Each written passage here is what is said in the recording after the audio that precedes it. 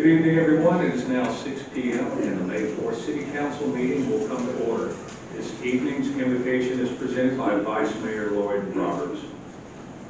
Good evening. Please bow your heads. Heavenly Father, thank you for another wonderful day in Bel Air Beach. We are all so blessed to live in this beautiful city. As always, Father, we pray that you provide us the wisdom that our council needs tonight to properly address the items on tonight's agenda. Most importantly, Father, help us to make decisions that please you. We love you, Father, and we thank you for being with us tonight. In Christ's name we pray. Amen. Amen. All right, now please rise and join me in the Pledge of Allegiance. I pledge allegiance to the flag of the United States of America and to the republic for which stands one nation under God, indivisible, with liberty and justice for all.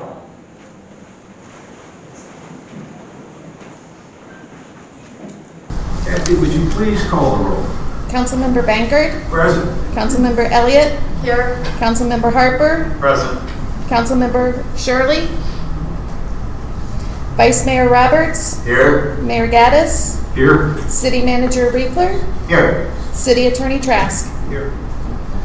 Thank you, Kathy. And just to confirm, Councilmember Shirley is not on video, is that right? She is. She's on now? Yes. Oh. Decline. Hold on. She declined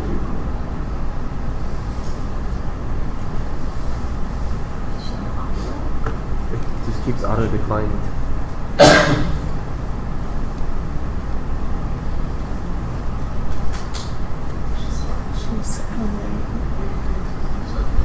Councilmember Shirley.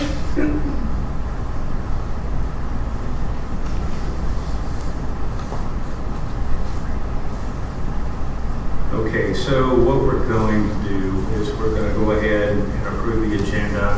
If you can, please work with Councilmember Shirley to see if we can get this technical problem cleared up. So our first order of business is approval of the agenda. Do I have a motion to approve the agenda? So moved. Motion is made by Vice Mayor Roberts. Do I have a second? Second. Second by Vice Mayor, Councilmember Harper. All in favor? On the question. Number 12 has no author to it. The resolution needs to have an author, someone from the council that put it on. I'll take ownership of that.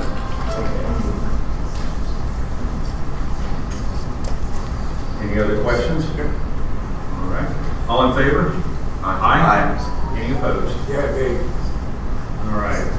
The agenda is approved. Now we are on to item 2, which we have presentations from the Pinellas County Sheriff's Office, beginning with the monthly law enforcement report. Good evening, Council. I'm Sergeant Ramin with the Pinellas County Sheriff's Office. Yeah, there's a right there in the center. There we go. Is that better? Yes. Good evening. Sergeant Ramin with the Pinellas County Sheriff's Office. I'm going to be delivering these stats for the month of March 2026. Overall, there are no major crime stats to report. There were 6 arrests made. These resulted from traffic initiatives, resulting from drug arrests, warrants, traffic-related DUI offenses. There were a total of 550 events that our deputies responded to. The most common activities were directed patrols, ordinance violations, and we have increased our activity with extra patrols for golf cart and e-bike violations. Overall, there were no crashes reported and a total of 172 citations and warnings were issued. All right, Council, any questions? Yes. For the Sergeant? Yes. I just want to thank you very much for increasing the activity for both the golf carts and the e-bikes. I think that is a health risk and appreciate your attention to that. Absolutely. Thank you.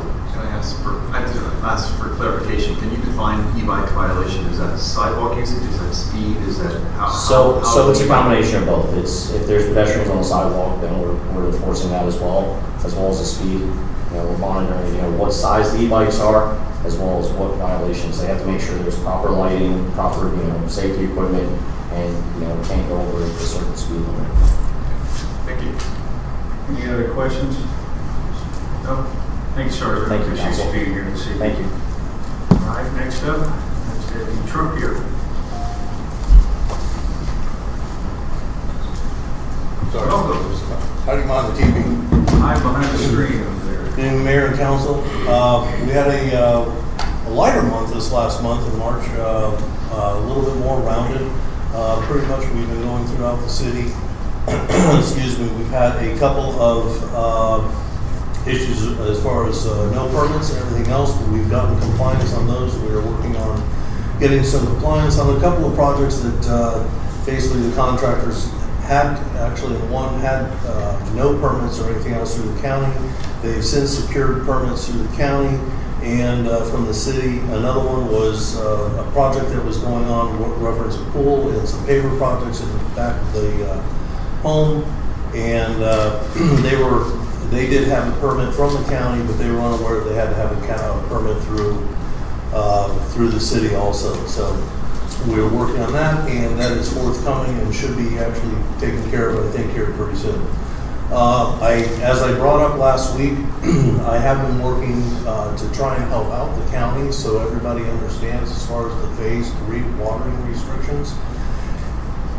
So the county is going around. They are issuing some citations if they're seeing the watering restrictions. So I'm trying to get ahead of it a little bit, help them out, help out the residents by putting what we call as a 5-day notice, just kind of a warning notice on people's doors to make them aware. I'm giving them the website for the county and everything else so that they can look up in case I don't see them, because I will knock on the doors, and if I don't see them or can't make contact, I'm trying to give them a little bit of courtesy and give them the website and everything that they can do. Other than that, that's been one of the major things we've been working on. We have been able to close several cases.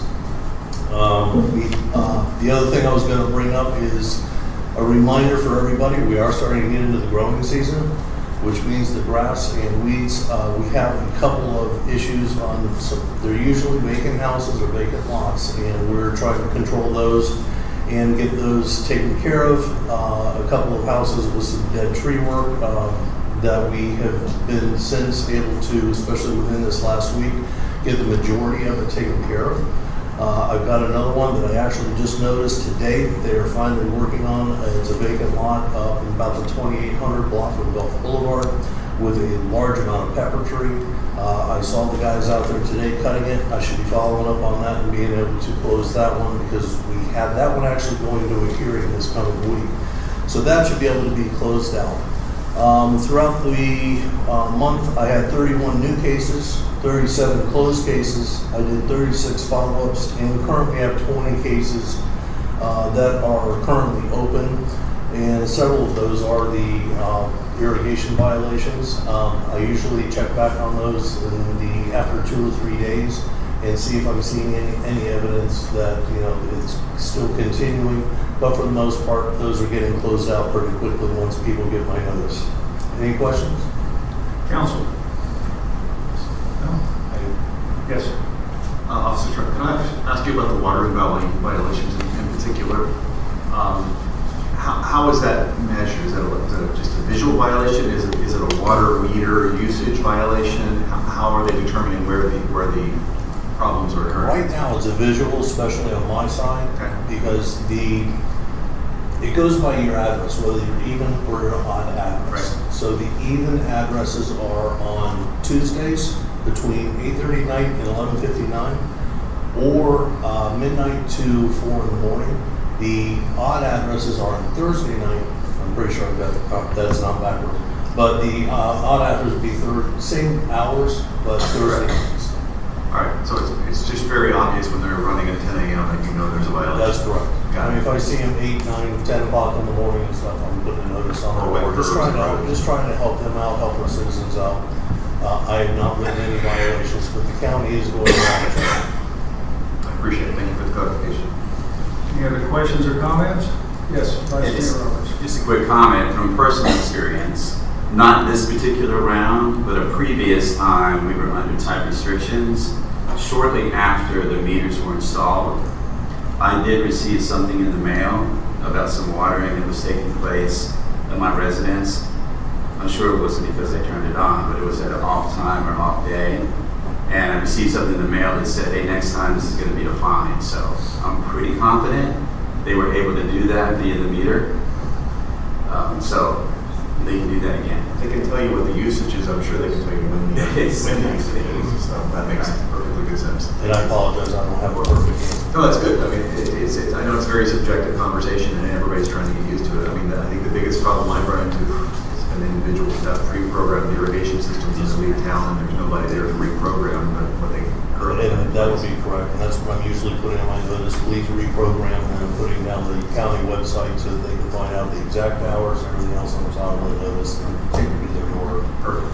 I've had several of them, I've been able to make contact with, we didn't know, we're changing it straight away, and we're getting pretty good compliance. Perfect. Thank you very much. I'll add on to that. Whenever we replaced our grass in our yard, we had to run the sprinklers for days and days and days to get it going. Yes. And we did receive an extra charge, so they know. They probably do. So the last thing that I have is, obviously, we have a lot of construction sites going on in the city right now. I think the last count, we actually have 20, I think roughly 20 construction sites.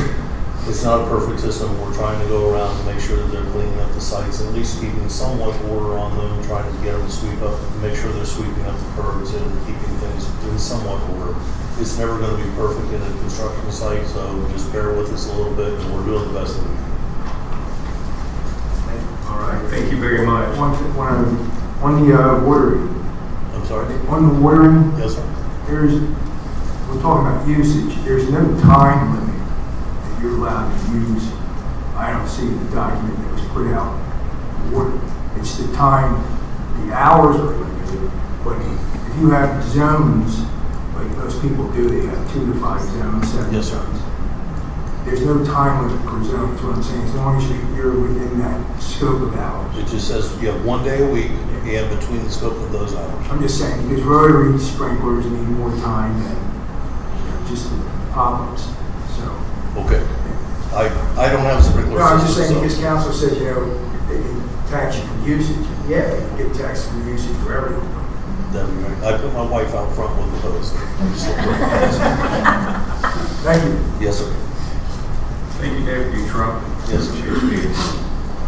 All right, next we have a presentation from Pinellas Suncoast Fire and Rescue District with Chief Grimes. Before I give the floor to you, have we had any luck with Councilmember Shirley? We're still working on it, no luck. Is it possible that she could call in? I'll try and see if I can get a hold of her. All right, thank you. All right, take it away, Chief Grimes. Great, thank you, Mr. Mayor, council members. This month's report, I included the normal data that I've been trying to add month over month. This month we had 16 calls in Bel Air Beach, so that's a typical month. You can see the normal charts, but what I did just for just a little extra information, I included some new stuff, calls by month of the year. So you can see seasonal trends by going back to 2023. And the September that's an outlier there is because of the hurricane. So it's clearly an outlier. You can just sort of discount that for 2004's hurricanes. But also by hours of the day, if you're ever curious, since it is today's time, it typically runs in any system about the same. During the daytime, the afternoon is the busiest, and the 3 in the morning is the slowest. But it goes by a predictable curve. Days of the week, it's Friday, Saturday, Sunday, I guess, which we would expect because we get a lot more beach trips right on the weekends. This month I included for this month because sometimes people just see the number and they want to know sort of the context behind it. It says May 2025. It's actually the April data, but it's the May report. I've listed the type of calls or the nature of the calls. I stripped it of the address and the date to avoid any HIPAA violations or anybody being able to identify, hey, that was my neighbor, this is what was wrong with him. But it does show the 16 calls and then what type of call they were. There was only really one fire call, which was an elevator rescue, and there were several motor vehicle accidents. All the rest were medical calls. I always like to include a little bit of news on financial accountability. So the next slide is when I started, we had our mechanic retire. And so we used that opportunity to figure out if there's a more efficient way to do it. So we outsourced our maintenance. And so you can see this, it's huge, the impact. It's shocking that our vehicle maintenance went from, which was on a high, almost 60,000 or 600,000 in a year, to it'll be about 100,000 this year. So much less, and our people report that the vehicles are actually more reliable and stay in service more. So it turned out to be quite a win, but we always like to show that we're good stewards to the taxpayer dollar. There we go. You're on speaker Okay. now, so if you just want to listen for right now. So we've got community outreach this month, which is we're excited to do the hurricane program with y'all. And I'm going to be a speaker, and we're going to work together and have it. Through my other life, I was fortunate enough to respond to almost every hurricane since Hurricane Andrew. Certainly since Katrina, and have overhead pictures of all of those hurricanes. So I think I'm going to kick the presentations off, but I don't think anybody will stay after they see my pictures. And then we've requested positions from the EMS authority, and I know you all know, but I really like for you to have the answers in case you're ever asked by a county official or whatever. But in this county, we're controlled by the EMS authority, and they have a separate tax than us. It's a 0.80 mil, and they provide us funds for paramedics, and they also provide the funds for the ambulances, the Sunstar ambulances that respond. So we currently have 3 paramedic positions in the district, 1 for each station. We've asked for 2 additional positions because we're adding the North Station, the one to serve you, Station 75. And we also think that there should be a transport-capable rescue serving the barrier islands in this area. I included 2 pictures in your chart. The one in the middle, or the one of the page, shows the green is non-ambulance, non-rescue coverage, and it shows that there's no coverage here. And the picture on the right-hand side, under the slide that's EMS request status, shows the picture that you've seen over and over, which is response times to this area. And that's why we're putting in Station 75 in. So it's a big ask of the county, for us, for the county, to ask for that many positions at once, but we really feel like it's getting us to the minimum level. Sorry, I should have gone along on the PowerPoint. On the monthly calls, I did a heat map as well, which is showing on the screen. And it shows where the calls actually happen. So you can see it's sort of north of the bridge, the causeway, of course. This is the financial accountability slide. The Hurricane Expo, now we're where I was. So the middle is rescue coverage, which shows the green shows no coverage, and the purple is where there is coverage. So we're asking for coverage there, and then the right is the map you're familiar with. And it's a big lift from the county. Now, this isn't in your printed presentation, but I did include this. This shows how much of your EMS funds you get back. So, in other words, the 0.8 mil generates $4 million, $4 or $5 million. I have to put on my glasses if I'm going to read that. But at the bottom line is you get back about 50% of those dollars. And then the other 50% goes out, whether to support other services, county EMS department, it just goes into the greater system. So our request brings us to about 88% of your dollars. So it shows that we're still utilizing the dollars that are coming from this area, and up to 10% still contributing back to the greater system, the greater good of the system. So I just wanted you to be familiar, because somebody may ask, well, how much should we pay in EMS tax, and then how much are those paramedics costing us at the fire department? Asking somebody may ask you that question. Mayor Gaddis knows it all too well. I'll come back and see it. Our capital projects, we've got 28 who's under construction. I'll show you a picture of that on the next slide. The Station 75, which is most relevant for you, is down at the Church of the Isles. We bought that house. I think I had pictures last presentation, but we bought this house. We've got permits.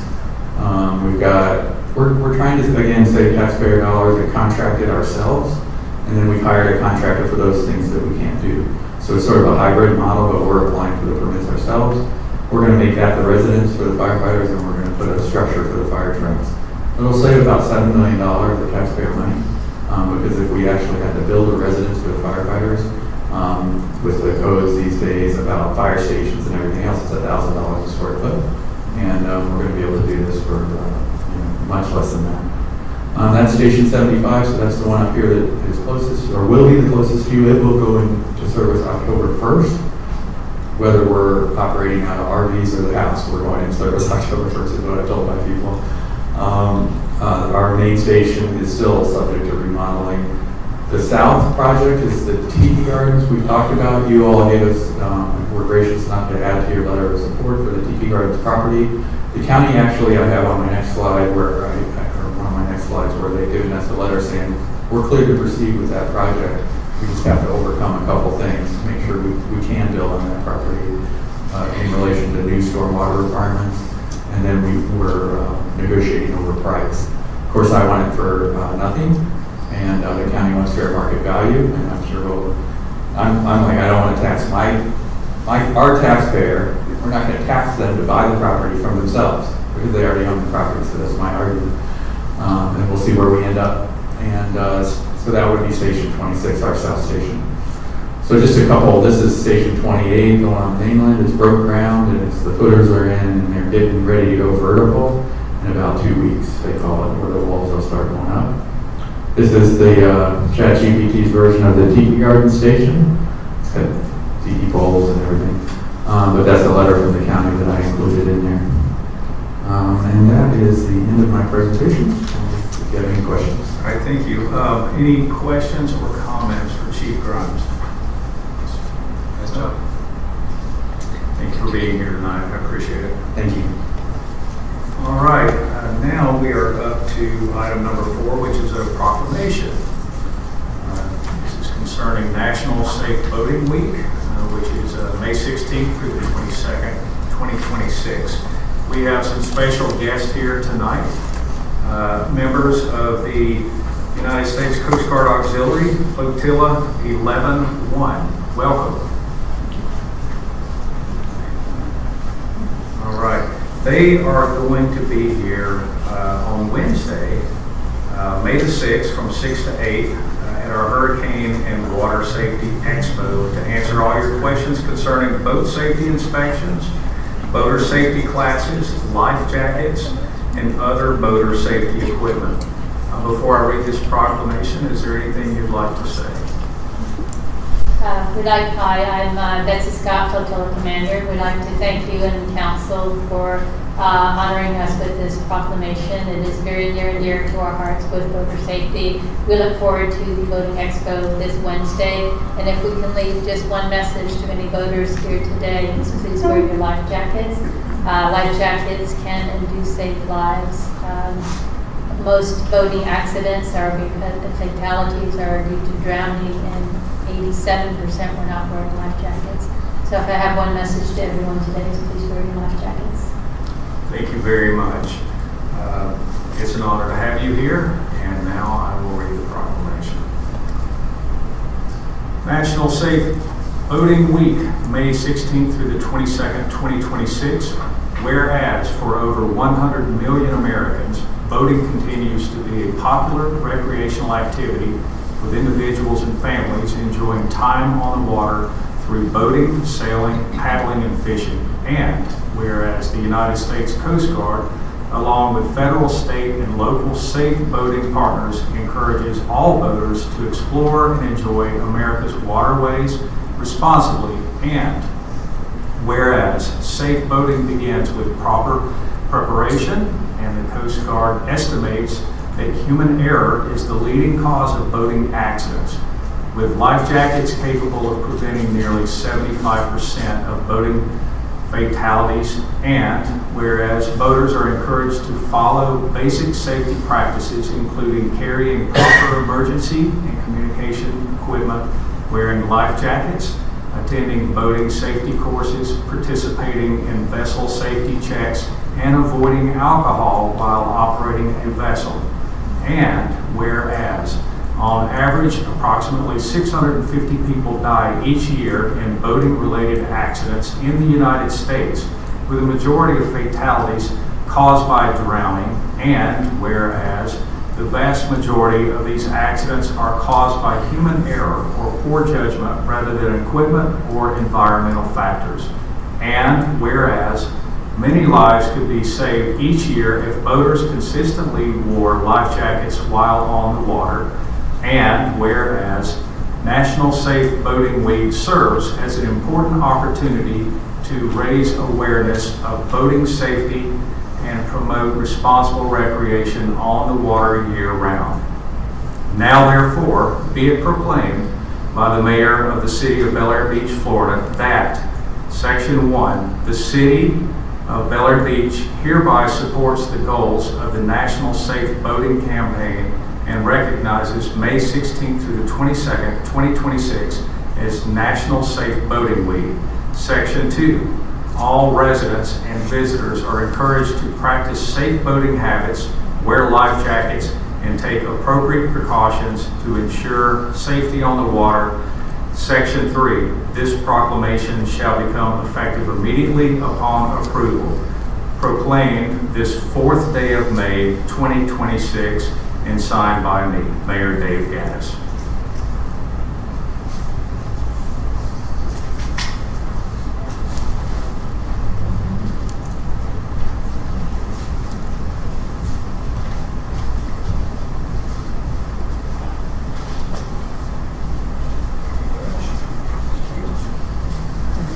Thank you.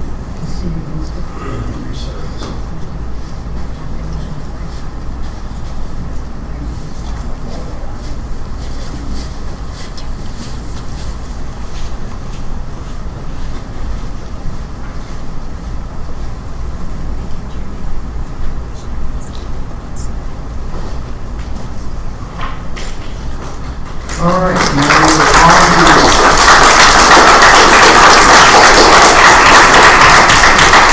we're on to item number 5, which is the city attorney report. Take it away, Mr. Trask. Thank you, Mr. Mayor. I just have one thing I want to report. The city has been served with a lawsuit by a plaintiff claiming an injury has occurred as a result of a fall on the property located near 2450 Gulf Boulevard.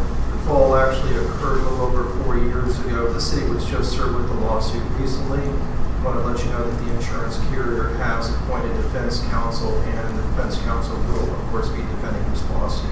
If you have any questions about the specifics, as we know that right now, please give me an email, a shout out through an email or a phone call, and I'll give you a little bit more information based upon the information I have right now. That's all I have. All right. Any questions for the city attorney?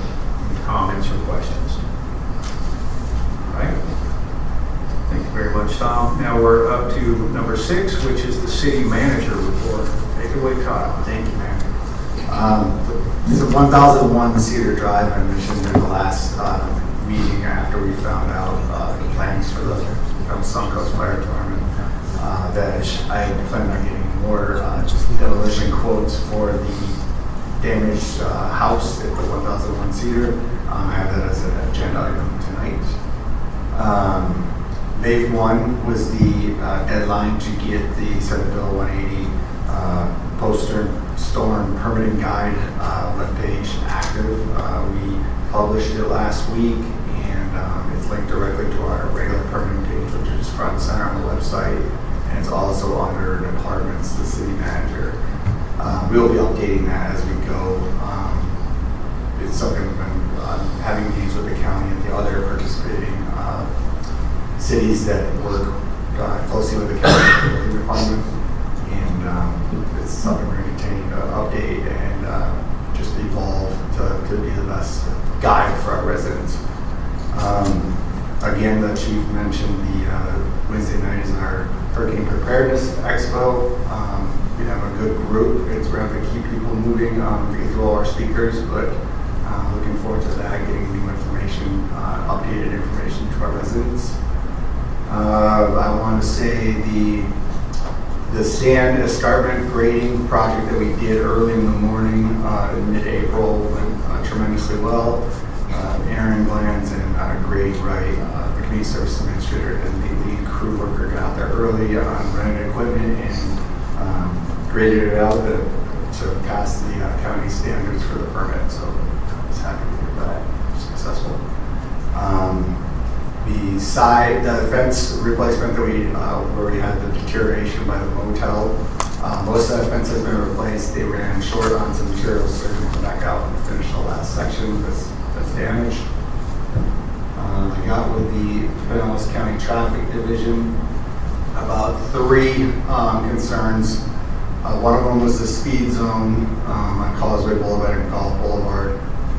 They need to do some research into how that zone was established. I've given the information that I found inside the city, and Tom Washburn is going to get with me, and I believe one of his lead guys to schedule a meeting here once they've done some research on that, and also priced out the advanced crosswalk signals that we're looking into.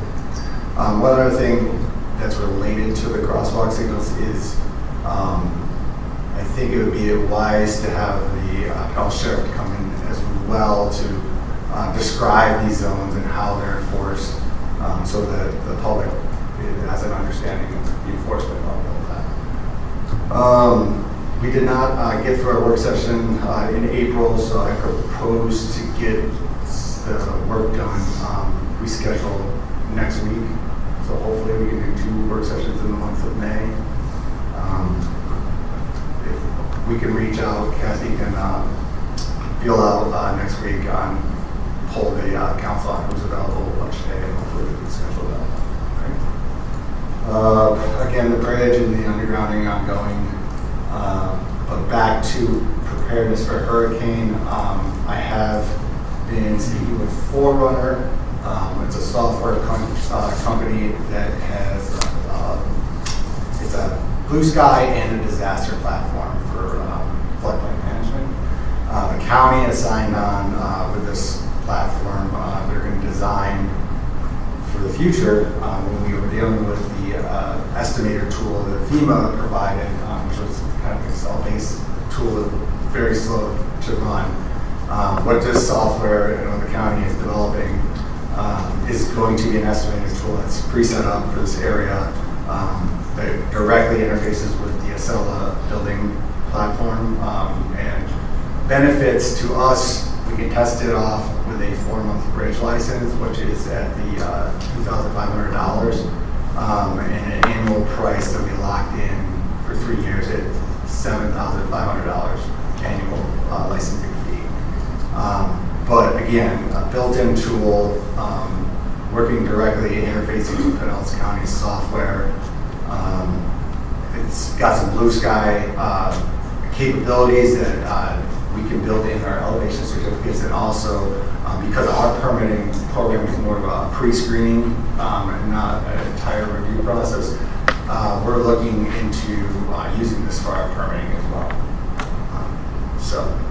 Again, I would like the price would be a 4-month license, $2,500. Again, we have money in our budget to test this software, but I just wanted to keep the council informed that I plan on purchasing this bridge license unless there's any objection, and then writing in this license to budget out for the next 2 years. And that is everything. All right, thank you, Mr. Reefer. Any questions or comments for the city manager? Have you heard anything about the 4-inch pipe? I have not. I was waiting afterwards, and there was no new information. Okay, so that really wasn't part of the deal. Was that we were allowing them to store materials on our lot, our marina lot, but they're nowhere nowhere to be found. So is it truly a shortage, or are they working somewhere else? That's what I'm wondering about. To my knowledge, there's no 4-inch in the marina lot. Some 3-inch was delivered for another city, but we have not gotten any 4-inch. So there's not some sitting there that is somebody else's. All right, I don't have anything else. Last chance. Tim, Yes. I have a quick question about Morgan Park.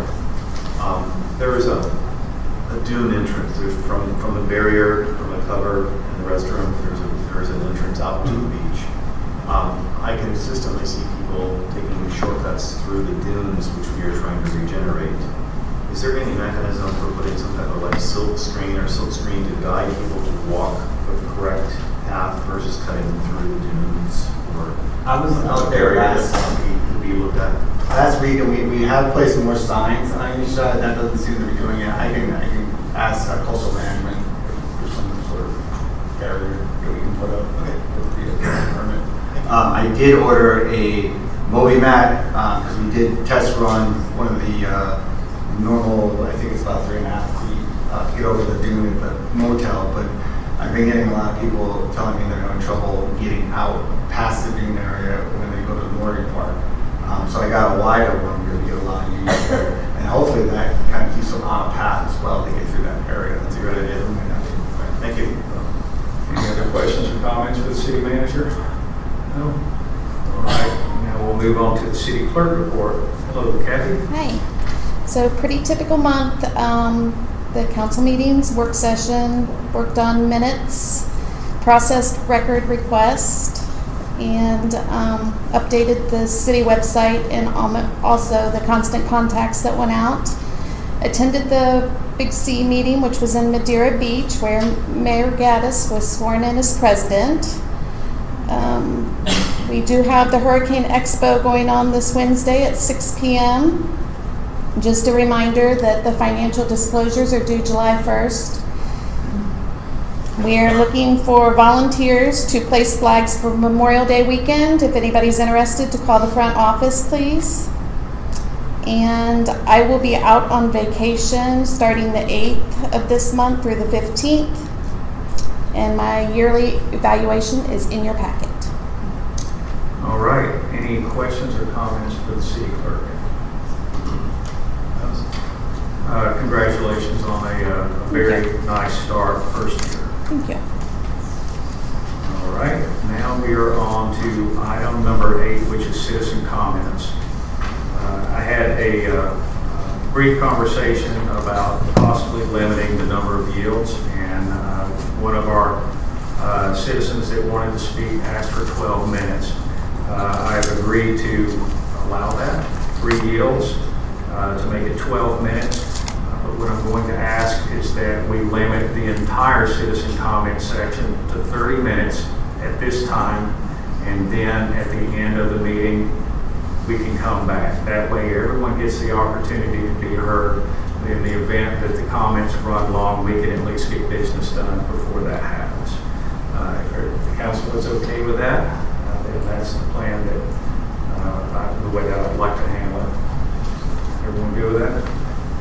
All right. Mayor, is that 3 minutes per resident, or you said? It's 3 minutes per resident, but they're allowed to yield. And so basically what happens is if another resident wants to give up his time, right, then that 3 minutes is awarded to the current speaker.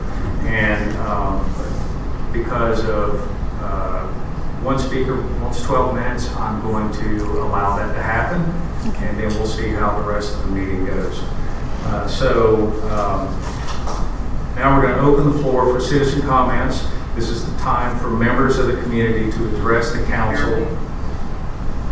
Someone speaking? Jody? Yes. We're trying to hear if that feedback is coming from you. Well, I have my phone muted. How can I mute myself? You're okay now. I think we're okay. Can you hear me now?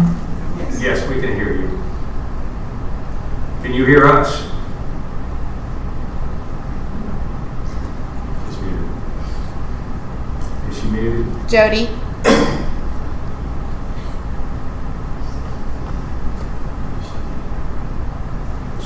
not muted, so she should be able to. All right, well, we're going to keep moving with citizen comments. This is the time for members of the community to address the council on any matter that is not currently listed on the formal agenda. So if you see it on an agenda item, please hold your comments on that topic until we actually get to that agenda item. When I call on you, please approach the podium, state your name, and provide your address for the record. The normal limit is 3 minutes, but if another person in the audience would like to yield their time, I need that person to announce their name and that they are yielding their time so we have it on record of who's actually given up their opportunity to speak. If another, let's see, I think that's it. We're going to, like I said before, we're going to do this for 30 minutes and then we will resume towards the end of the meeting. Who would like to speak? I'll call on Joe Manzo.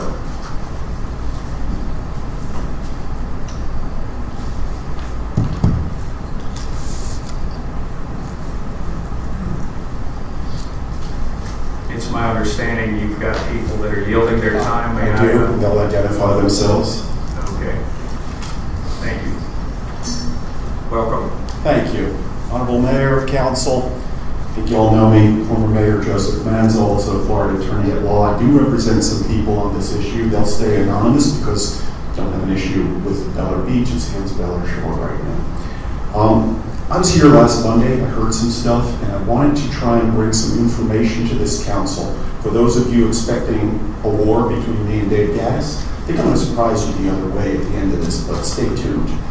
Prior interlocal agreement. We started a 2003 prior interlocal agreement. I had criticized that. I said it was a terrible agreement. I had two problems with it. Number one, it had a one-sided indemnification clause. Basically, Bel Air Beach has to indemnify Bel Air Shore for pretty much anything that goes on that lot, short of gross negligence. That turned into a situation where when they had this umbrella ban, they sent Bel Air Beach a bill for $40,000 for legal. That's ridiculous. And thankfully, you did not pay that, and I'm proud of everyone who declined that. That's a provision that has to go, or it has to be taken care of better. I have no problem. A resident twists their ankle going to the beach, that's on us. But, you know, somebody parks a truck there and is there workers, that's on them. The other thing is with respect to the enforcement of the parking regulations. It used to be that Bel Air Beach enforced the parking regulations. Now it's turned over to Bel Air Shore. That happened several years back, and they're not doing the greatest of job. They'll issue 10 citations a month. Anyone who goes there, and particularly during the heavy season, you can issue 10 citations in one night. So I'd like to see a little better enforcement, because a lot of those folks are the ones that are abusing the privileges. They're the ones that are sitting on seawalls. Now let's talk about this latest interlocal draft. This was actually the third iteration, I believe, of the interlocal draft that we saw last Monday. And we were feeling, and myself and other people were feeling, that this thing was getting ready to be teed up for passage. It was getting close. And there were some issues with it. Number one, the city of Bel Air Beach, and everyone else for that matter, does not have a legal right to interfere with the deeded rights that belong to the citizens. Those rights inure to the citizens. They run with our property. You can certainly talk about who's going to sweep the parking lot. I can't say anything about that. But if you start taking away rights or you start giving beach usage, that's a problem. That interferes with the core values and our core rights. That we cannot let happen. Okay? So I think everybody's in agreement with that. And don't believe me, I want you to read something that I read from March 1998. Said, quote, "It is the lot owners and not the city of Bel Air Beach that enjoys these property rights. Each property owner has an individual claim on the use of the property." Does that sound familiar to anyone here? Those are words of Thomas J. Trask, back when there was an issue with the gates, when they were first put in without our permission. The interlocal agreement can't modify deeds. The deed is a deed, and they would actually need everybody on this side of the street to agree to modify the deeds. Don't even bother calling me. I'm not going to modify the deeds and give away my beach rights. It's not happening. I'm not selling them out for any amount of money. Last time we heard about some savings that might be happening with maintenance and stuff like that. I too am a little skeptical of this, because all of a sudden we have a city that doesn't like to spend money, Bel Air Shore, now they want to do everything. I don't know what's up. I think it bears looking into. But there's a couple things that didn't get mentioned last time. One was paragraph 3 of the interlocal draft. Paragraph 3 reads that we have a non-exclusive right to use the lots. And it says that the city's residents and property owners shall have the same rights to use the lots as residents and property owners in Bel Air Shore. I'm not sure if this is a drafting mistake. I read it 3 times over. Bel Air Shore doesn't have any rights to use the lot. So if we have the same rights as them, we have nothing. It's the other way around. They're the ones that have nothing. And I'll refer back to that same memo from Thomas Trask and his partner, Mr. Hebard, and they said that the deeds say that Bel Air Shore holds these lots for the benefit of the Bel Air Beach citizens, us who live on the east side of Gulf Boulevard. They hold them for our beach and bathing purposes, and no other reason other than they're entitled to manage the lots. If you step back and just think about this for a second, pretend you're Mr. Kirkby and it's 1940 and you're developing this whole area. Why in the world would you give Bel Air Shore rights to use these lots when they already have beachfront lots? That's the reason why the Bel Air Beach condo people do not have rights to the lots technically, because they already have their own lot. We, on the other hand, who live from 1st to 22nd, we don't have a lot. We don't have a way of getting to the beach. I can see it from my window, but I can't get there. That's why we have those beach lots, and we can't give that away. And the same thing comes for parking. Exact same situation. It's not theirs. I know they're doing it. They shouldn't be doing it. And I have to side with Mr. Banker on this one. If they were treating us nicely and not banning umbrellas and doing other crazy stuff, I really wouldn't have much of a problem if a landscaper parked there. I'd rather they park there than not in Gulf Boulevard. But if you're going to treat us poorly, then you know what? It's our lots. Find a place to park the landscaping trucks. They have plenty of space, okay? Bel Air Shore holds those properties as trustees for us. And that goes back to their 1955 formation documents from the Florida Senate. I have that copy of those documents. They wouldn't put that in there if it wasn't that they were trustees. Trustees don't get to use it. They don't get to use the property and enjoy it. They keep it for others, and the others are us. So I totally disagree that they have any rights to use those properties. But I am willing to work with them if they work with us. Don't go getting us arrested because we step on the corner of your property. Okay? And we can get along well.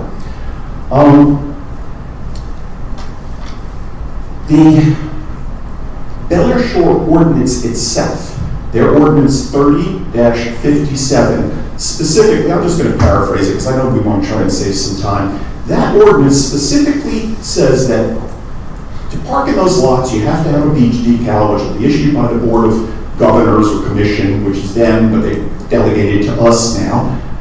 And it's only to be used for the Bel Air Beach residents living east of the center line of Gulf Boulevard. This is their ordinance. And I also have a picture in my collection, they've taken the sign down, which said parking limited to Bel Air Beach residents. Now they put up a long new sign saying, hey, it's our lot too. It's our lot and your lot. No, it's not. Okay? So I have a problem with that. And Mr. Trask's memo, which I'm not going to share, okay, but this memo that he wrote back when there was a problem with the gates bears everything I'm saying out. So we have 2 attorneys who looked at it. And I'm not the only 2. There were other attorneys involved at the time. They all agreed with us. I do have an issue. Something came up that night about Mr. Trask saying that his firm would represent Bel Air Shore if litigation arises. That appears in the August 4th, 2025 minutes. It's the official record of the city. That dog can't hunt, okay? He's the lead person, along with Dave Gaddis here, doing our negotiation for the city. And in my opinion, it's a conflict. I talked to other attorneys, they think it's a conflict. I talked to a city attorney, they think it's a conflict. I talked to Florida Bar, they think it's a conflict. I'm not sure what Mr. Trask is thinking. I'm not going to tell him not to do it, but we're going to be faced with a motion to be removed if this ever gets to litigation, which, hear me clearly, I hope it doesn't. I don't want to do litigation. Okay? You know me, I'm suffering from cancer, I'm in deep remission right now. I don't want to spend this good time fighting the lawsuit. I really don't, but I will if I have to. The real issue, folks, is the ECL. Jody Shirley mentioned it last time, Dave Gaddis did too. We've done quite a bit of work, and I think I might be a little bit ahead of where the city is. They're trying to remove the ECL and replace it with what's called a mean high water mark. If any of you are following what's going on up in Walton County, it is a nightmare. People are being sued because they put a beach chair in what people perceive to be private property. One of the litigants is one of these guys on the Backstreet Boys. I never was into the Backstreet Boys, but this guy's got a lot of money. He's suing this poor lady. She's got a GoFundMe account. She's racked up $80,000 of legal, and she's being terrorized with this legal. That's coming here. I'm not so worried that I'm going to be the person sued. I can defend myself. But I don't want some unwary person to put a chair in the sand and have to be facing a lawsuit. Make no mistake about it. Some of these people across the street, not all of them, have those resources, and they will do something like that. I can see that happening. Together, we can be a formidable force. And I will tell you, the last meeting was not so good. But afterwards, I'm going to give credit to Dave Gaddis and his wife, Wendy. Actually, Wendy approached me, which takes a lot of courage because a lot of people won't approach me.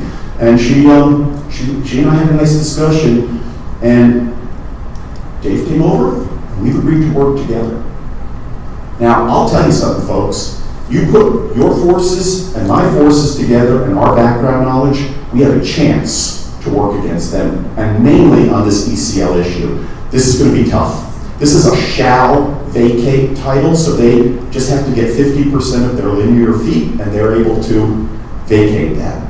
We can challenge it, I think, but we're going to have to join forces on this thing. We're fighting very wealthy people, and if that happens, they have already said we own from the wall, their seawall, to the ocean, to the water. That leaves you nowhere. You can't walk the beach anymore. I'm a really good swimmer. I go out there and swim sometime for a quarter of a mile.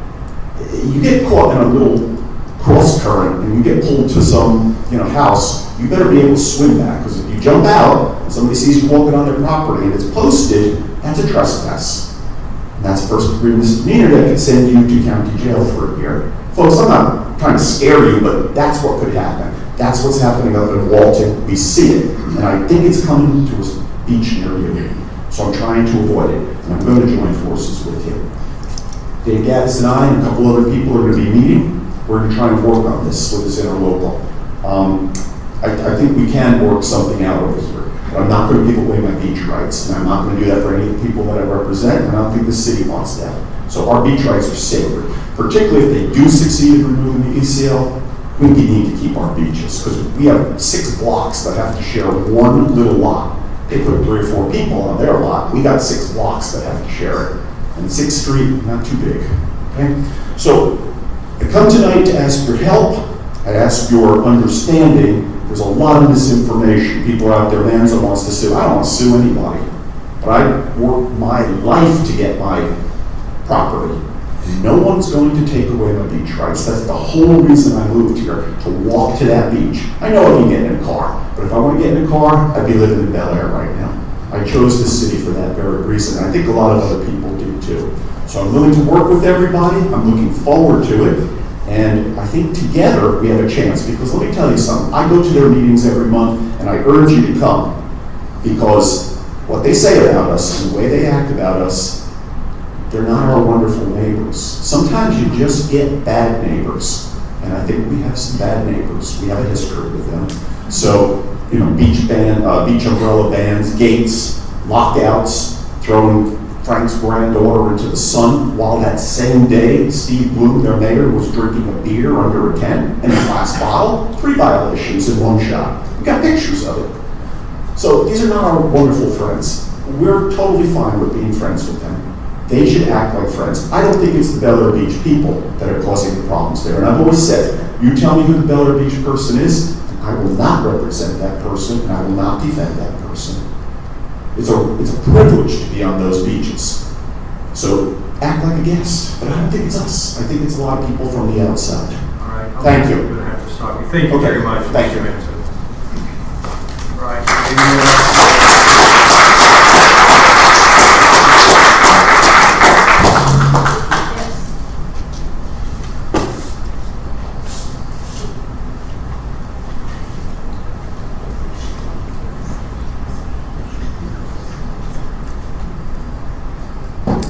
good evening.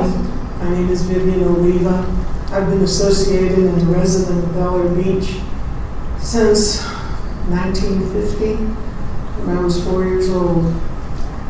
We had a home here that we rented. We started by renting it. Later we bought it, and in our deed it gave us beach access.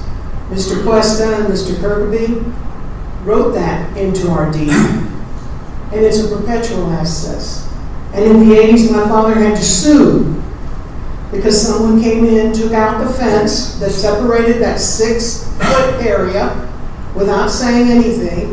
And when my dad tried to speak to him, saying, look at the deed, but he didn't want to look at the deed. He wanted to lock us out. So my dad went to court and won. Perpetual easement rights. The judge's words were, what part of perpetual easement rights do you not understand, sir? The gentleman who brought the suit ended up having to pay for court costs, our lawyer, their lawyer, and the city. We cannot give up what we have been given in perpetuity. We cannot give up because every time the tide changes across the street, we have a new set of people who know nothing about this area. I have 75 years plus in this area.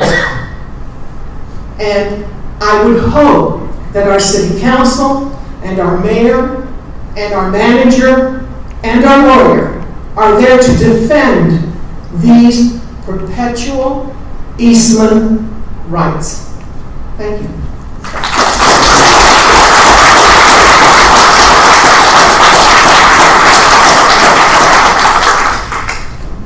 Yes. Me? I believe it was, I believe it was Kathleen. I practiced this for 3 minutes, everybody.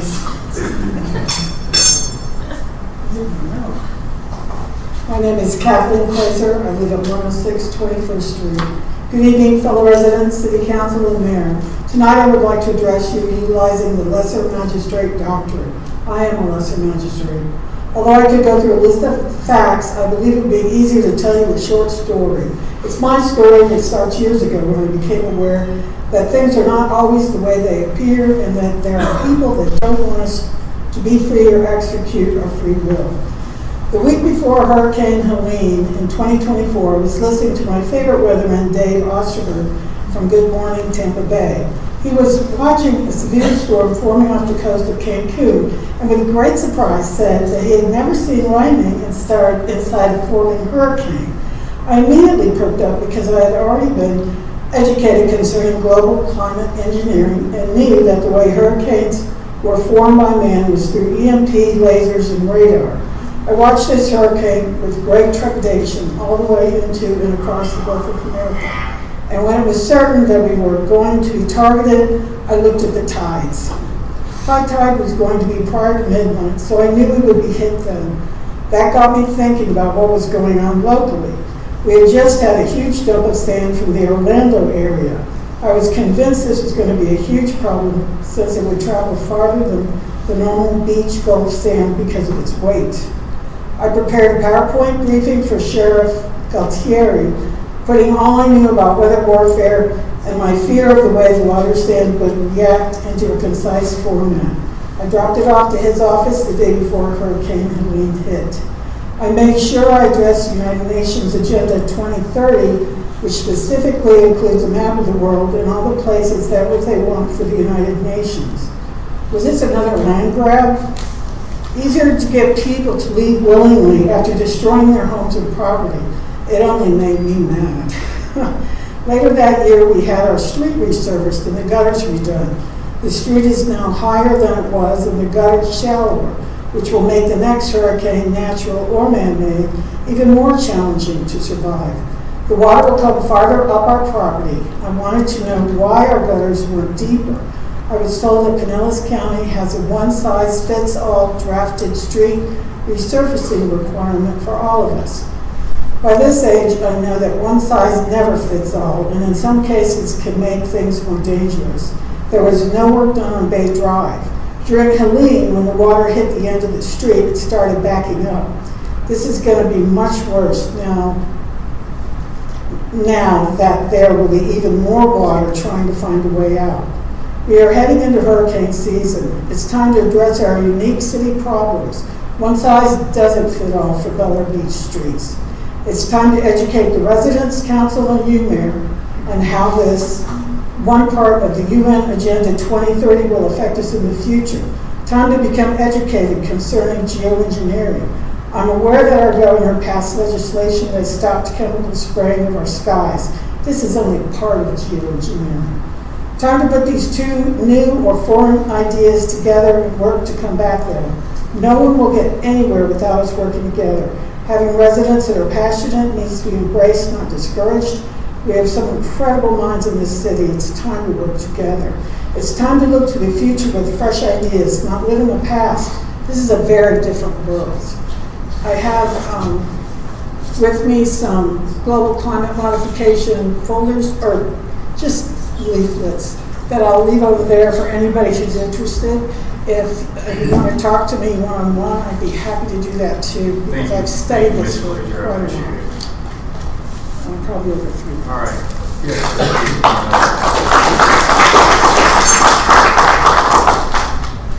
Good evening, Council.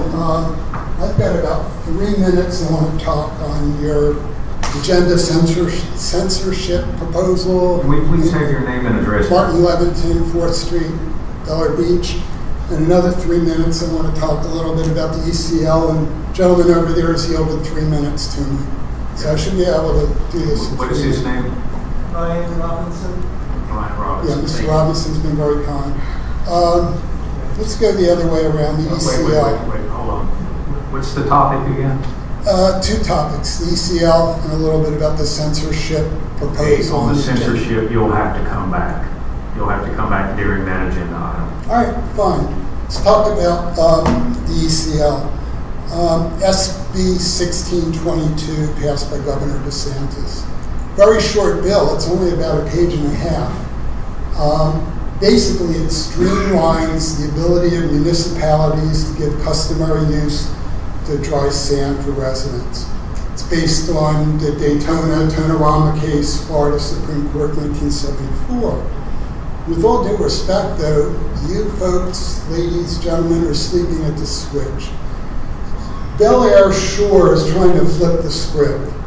They're trying to streamline regulations, whatever they do, to limit us with regard to our access. On the other hand, local municipalities can promulgate ordinances to give their residents access to dry sand. The problem is you can't, because, they're there and we're here. We don't own their beach. We have no ability to promulgate anything with regard to their beach, only our beach.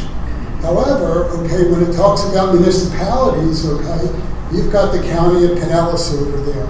So the county theoretically should be able to promulgate regulations to streamline us to go through their dry sand if we need to access the wet sand. I've tried to speak to the commissioners over there. Councilman Backer tried to speak to them over there. Let's get in touch with them. You folks need to either invite them or go over there. Let's start joining forces not only with what Council Manson talked about, let's join forces with them. They're a powerhouse, one of the largest counties in Florida. Let's get them on our side. That's what's happening in Walton County. That particular county has council, and council is battling the homeowners with regard to the same issue.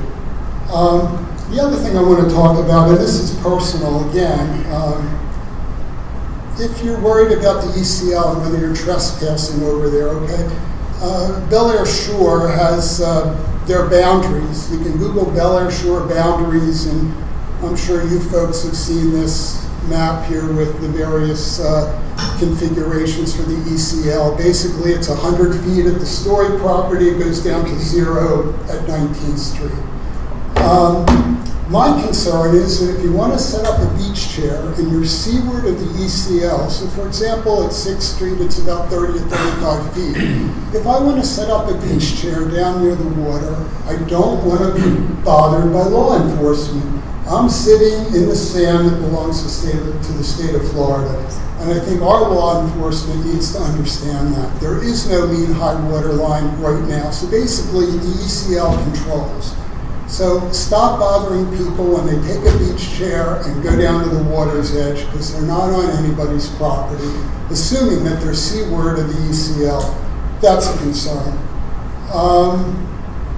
I'll be back to talk a little bit about the censorship, but I think Joe Manzo was right. We need to join forces and perhaps involve Pinellas County. They've got firepower, and I think with you folks and some of the private citizens and some of the contributions we make. I'm a lawyer, I'm not licensed in Florida, but I'm more than willing to pitch in pro hoc vice if that's necessary. Let's get those folks involved, because this is a Super Bowl here when it comes to access to the dry sand. Thanks very much. Thank you, Mr. Chairman.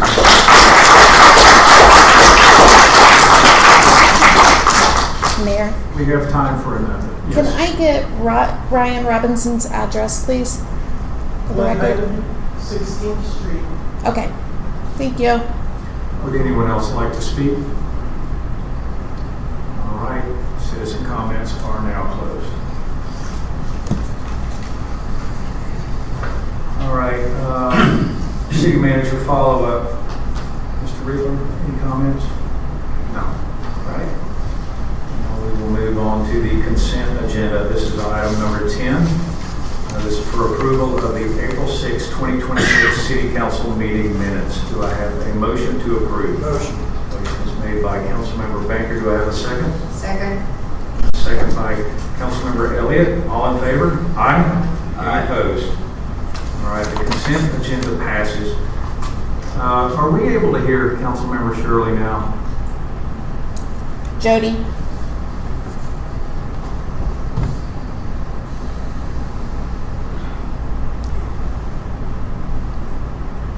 Councilmember Shirley?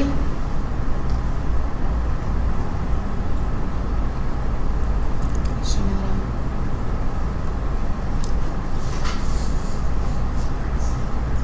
Councilmember Shirley, can you hear us?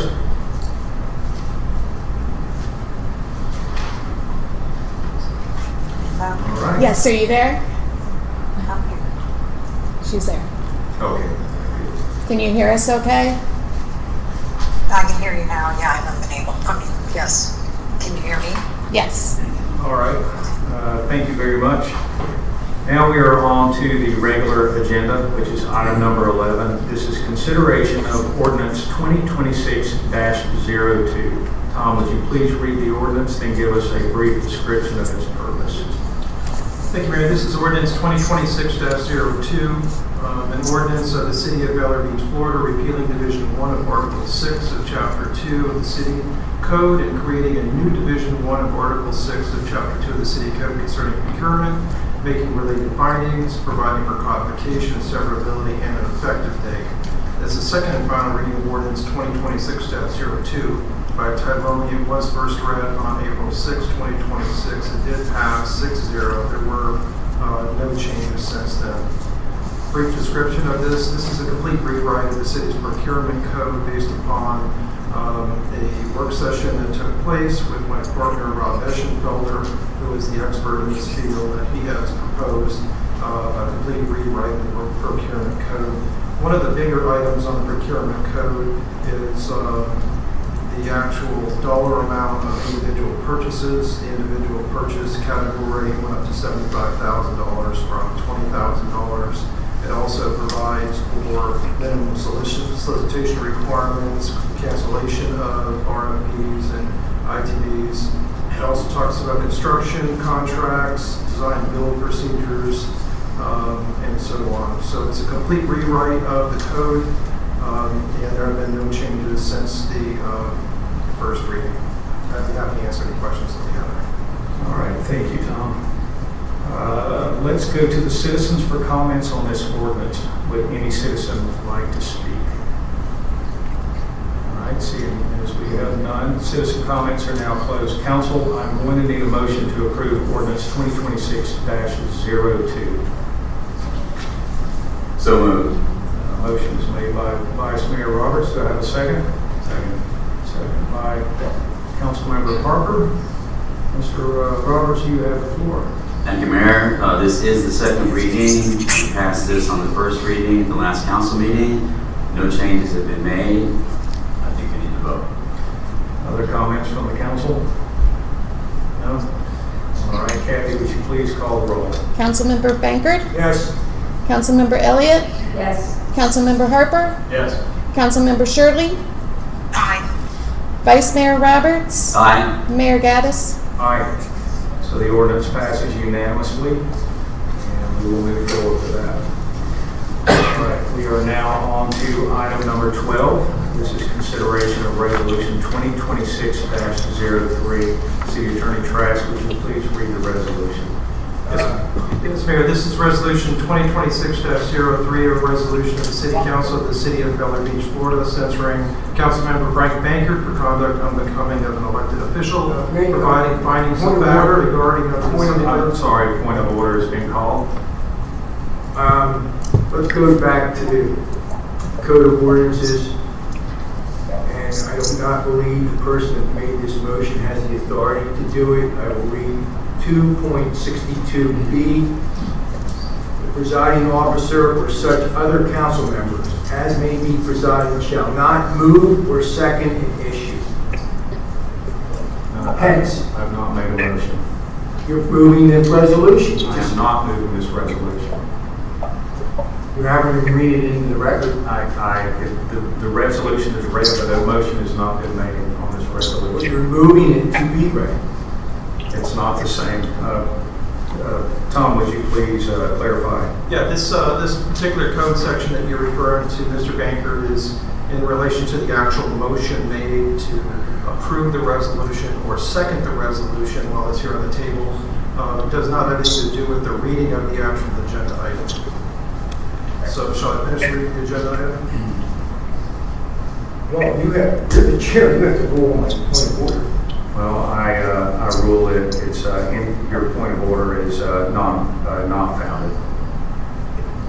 Okay, I'm going to go ahead and read the resolution title over again. So this is a resolution of the City Council of the City of Bel Air Beach, Florida, censuring Council Member Frank Bankert for conduct unbecoming of an elected official, providing findings of fact regarding the incitement of public disorder and the intentional disruption of the April 27, 2026 work session and providing an effective date. That was a reading of the resolution 2026-03 by title only. Thank you very much. All right, now let's go to the council for comments. It's the same rules. You have 3 minutes. If you would like someone to, if you'd like more time, you need to find someone to yield at that time. Are you now opening this up for discussion? No, I'm going to the citizens for comments.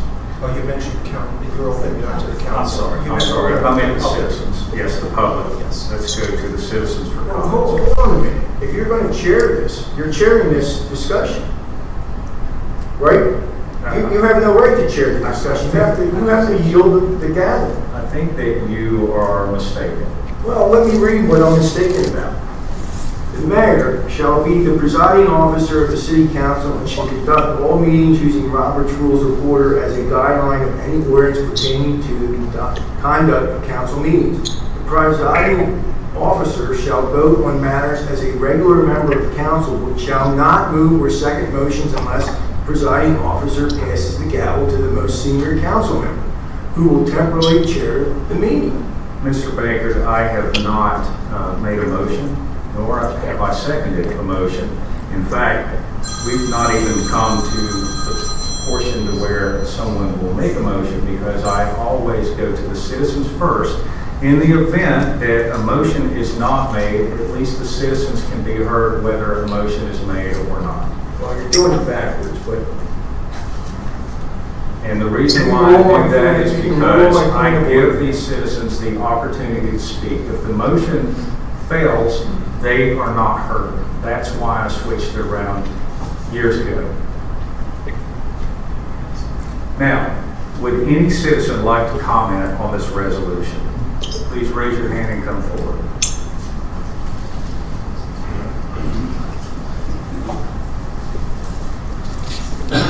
Thank you, Martin Levington again. And the gentleman in the green shirt is going to yield me a few more minutes. I should be able to wrap this up in about 3 or 4.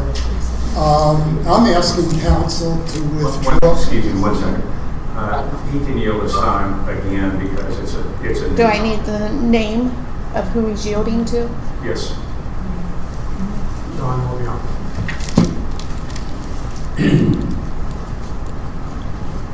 Sorry for the interruption. Yes, thank you, Mayor. I'm asking council to withdraw this resolution. Could you please speak into the microphone? Yeah, sorry about that. I'm asking council to withdraw this resolution. It's not constructive, okay? If anything, the tumult, okay, at the prior meeting, because I was there, as many people, were really, that tumult was generated by us, not the councilmen. I was there, we all were there. We were very angry, we were very excited because we didn't have an opportunity to speak. So the anger and everything that happened that evening was us. It should be on us, not Councilman Bankert. I think it's just not constructive based on some of the issues that we talked about tonight, which are crucial vis-a-vis Bel Air Shore, and just cut it out, just withdraw it. Let me say a couple of words about Frank, okay? When we were flooded and we got 4 feet of water, okay, and my wife was hysterical and evacuated for 5 months and we didn't know what to do, Frank was basically a godsend to me and my wife as far as trying to navigate through the arduous permit processes both here and over in Pinellas. It was a nightmare for us, but Frank helped us figure it out. Nobody else would have been able to do that. We're all worried about getting flooded again this year. What's going to happen, okay? Frank gave us some really good advice about how to protect our homes. There are companies going around putting in these flood barrier systems, which hopefully will work. Frank has one. I knew nothing about it. He took the time to show me his system, give me some advice about what some of the options were. Very knowledgeable as far as that was concerned. He's advocated for families that have been unreasonably and unnecessarily hassled over on the beach for doing nothing more than walking through a parking lot. We've lived here for many, many years.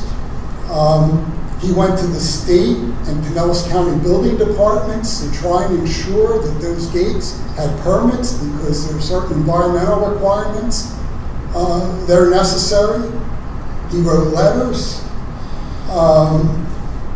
My understanding, I wasn't here at the time, but from what I understand, he was instrumental in getting this city a $50,000 refund from Pinellas County Sheriff. Recently, he organized a 19th Street cleanup, and he actually got non-residents, okay, to clean up our trash. We don't want them on our beaches, but these folks came in, and Frank got them to help, and they were cleaning trash up on 19th Street. He's been our unofficial liaison to the goings-on in Bel Air Shore, I should say. He's an expert on beach renourishment. He's gone to all those meetings. He's very knowledgeable in construction matters. And Frank's motto is, if you have a problem, Frank says, just knock on my door. Those are the kind of people we need on city council. This is nonsensical, this resolution, and I really would implore you, if you want to keep the peace in this neighborhood, in this city, to withdraw the resolution. Thanks very much.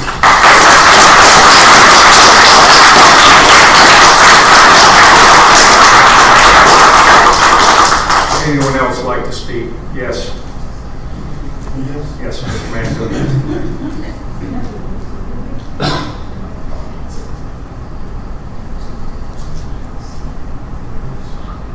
I have a yield from Barry Gray, 3 minutes. All right. Okay, we're good. Just Benzo again. Good evening, everyone. I know I have to address my comments to council. Mr. Mayor, withdraw this and withdraw it immediately. Okay? Frank Bankert is not your problem. I've listened to this tape 3 times, and I keep trying to find what's in this resolution and reconcile it. And I sat in that chair and I ran these meetings, and it's not easy, okay? And when you get a thing like what happened last Monday, it's even more difficult. But Frank didn't do anything wrong. Frank spoke loudly. He spoke with passion. That's good. That's what we need. He was the only person who spoke with passion. And I was sitting in the back of the room. We could not hear Mr. Trask, and I have good hearing. We couldn't hear him. And that's why people were saying speak louder. He spoke forcefully. That's the way I speak when I go to court. He wanted his point to be heard. He didn't do anything wrong. There was a point when Mayor Gaddis said, "Can you please talk softer?" And Frank said, can you hear me? Or it's something to the effect of, is everybody okay with my volume? And everybody was clapping, because everybody was fine with it. Jody Shirley called a point of order. And this is not to criticize Dave Gaddis, but it's important to this resolution. You didn't rule on that point of order. Mr. Bankert should have stopped talking. He didn't. You should have stopped him. You should have said, I have a point of order that I need to clear. You never cleared that point of order. We don't even know what Jody Shirley's point of order was on. And just like you just did tonight on Frank's point of order, you have to rule. Is it founded or not founded? That never got done. So he didn't break any rules because he wasn't informed of any rules. He didn't swear, which sometimes he's fond of doing. He didn't say any bad words. He didn't tell anybody to charge the stand. People were annoyed because they found out what was in this interlocal agreement. I think everybody was pretty well behaved. And if anything, after it was all over, I came back in, I was talking to some folks out in the hallway, and I saw my friend Martin here, and he and Dave Gaddis were discussing it. And Dave had already called the next topic, and they were going at it. I mean, there was a pretty heated discussion going on. You kind of lost control of this meeting. Okay? And I think you usually pride yourself on being cool. You were going back and forth with Frank, that's against the rules, both of you. Okay? You were cross-talking, and that's prohibited. And I used to stop that kind of stuff. But it's, you're both debating, so you both got into it. And it was good, and it was constructive. But you both broke the rules. Nothing that comes up with a censure. I don't think this is warranted. Frank is a warrior for the citizens of Bel Air Beach. And this is a guy who... This is a guy, when he ran against me. He didn't like me very much. He thought I was a problem. Then he got to know me and he said, wow, you're like me, you fight for Bel Air Beach. So don't step on this guy. This is the best guy we ever will have here. He's a voice of reason and he's a voice for the citizens. Please, Mr. Mayor, withdraw this one. It's not looking good, okay? Thank you.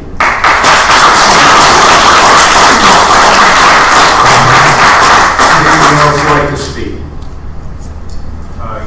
Yes, sir. In the middle there.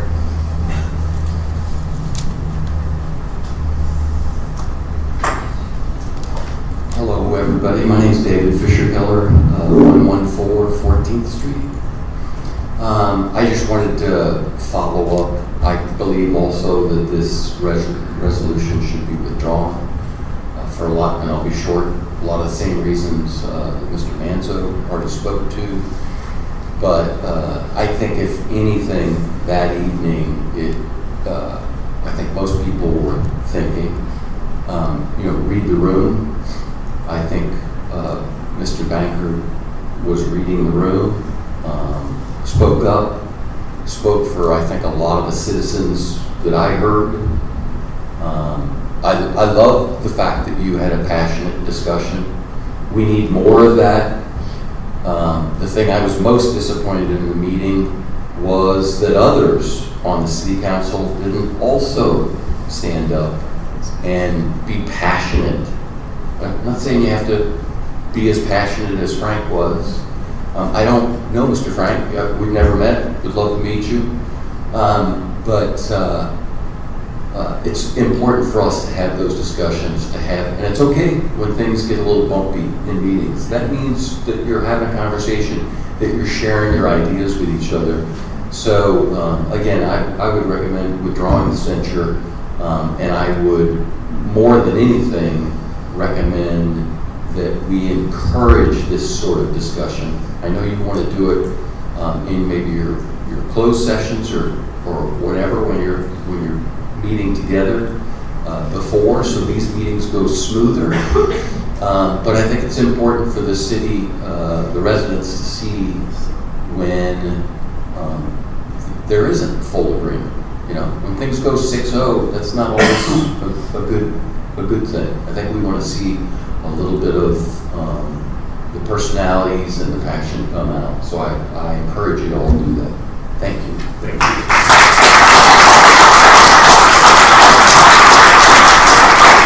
Ms. Mall?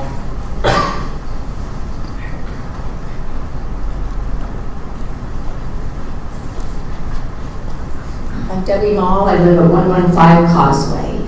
I would also back what David said as far as I would like to see this ordinance dropped.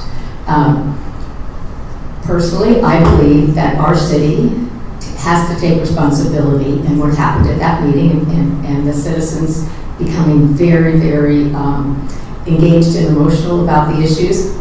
I said it for years.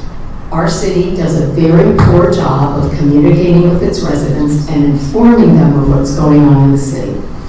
We need to be more proactive about things that will be discussed. And when you're not that way, it comes off to the citizens. I know you don't mean it this way, but it comes off to the citizens as you're hiding things from us. And so I would like to see us take responsibility as a city for doing better communication with our citizens about issues within the city so that we are more informed about them. I'm the one who posts on Facebook. I will take that responsibility. I'm the one who posted on Nextdoor. I take that responsibility. That was not Mr. Benkert, that was me. We drove a lot of people to that meeting through those sites because I believe that people need to be informed of what's going on in our city. And to just simply put it out there, we know more about chair yoga than we know about anything else in this city. Yes. And that should not be the case. So I would respectfully ask that you withdraw this ordinance.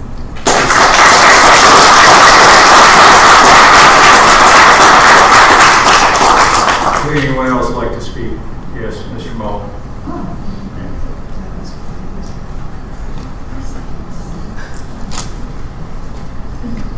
I'm Roger Mall at 115 Causeway Boulevard, and I didn't know this issue was coming up tonight, but it kind of surprises me. And what I would warn against is that when we were going through the individual council members as they were putting their thoughts, I was impressed with Jody Shirley talking in a very conciliatory manner about how we needed to start working together. And then Mr. Gaddis, our mayor, did the same thing, and it was a very positive environment. But one of the issues that has always happened in this community for a long time since this administration came in is that there's basically the people who don't have to share a beach with Bel Air Shore, and then there's the people who do have to share the beach with Bel Air Shore. And the uproar that came up, there was basically a lot of people who said, we don't want to give up our rights to the beach, and they're very emotional, but we don't want to do anything that fractionalizes the whole city. And there shouldn't be this us and them. And so I think you should withdraw this just because I do think that all of you want to work together and find a remedy for this awful situation with Bel Air Shore. But having this us and them as the way that I feel it exists with Bel Air Beach, that I don't want to see you guys not know what we're going through when we have to have everything looked at through a microscope when we go to the beach and have the police come and enforce their wishes and not ours. And I don't think the rest of the community that doesn't have to share the beach with Bel Air Shore, that has our own beach in the marina area and so forth, I don't think they understand what a negative situation that is. So I applaud you for all trying to work together, but I would withdraw this because you don't want the fractionalization of the city. And I know that everybody that was in this meeting, we weren't trying to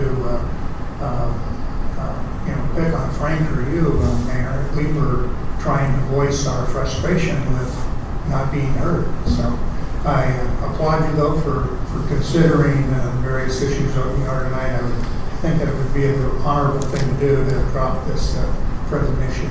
Thank you.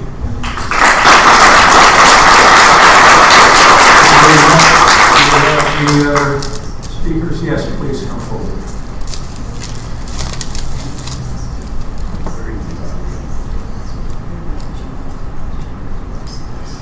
Good afternoon. My name is Annette Hopper. I live at 115 8th Street. I want to say first, please drop this censorship nonsense. I was probably one of the most vocal people last week, but I certainly wasn't inciting anything or doing anything, and it was in complete support of Frank, and the reason, there's a million reasons why I would support Frank, but one that really stands out to me, and kind of in line with prior comment, and that is, we moved into 115 8th Street the day before Henning hit. And Frank came over, we were scrambling because we had a garage full of stuff, we had not moved in completely, it was a complete disaster. Frank didn't know us from Adam, we just moved in the day before, came over, helped us do the best he could to help us secure our garage, put up tape, put up tarps and sandbags and everything we could to do it, offered to help us, was the first to arrive at our residence afterward, and continued to maintain the best he could for our entire street and our community through the entire process, both by communicating and otherwise. That is one of the many things that I would support about Frank, but Frank did not incite anything. If anything, to me, Dave, you did. And you did that by shutting down the meeting, not allowing any of us to speak, not giving any respect to fellow councilmen or the citizens of this city. So please, drop this, and if there's anybody that maybe should be held accountable, it would be me, because I was probably one of the most vocal. But I also approached you and asked a few simple questions, and I would like to know if you have those answers for me today. What you can do is go to the city clerk and ask for those public records.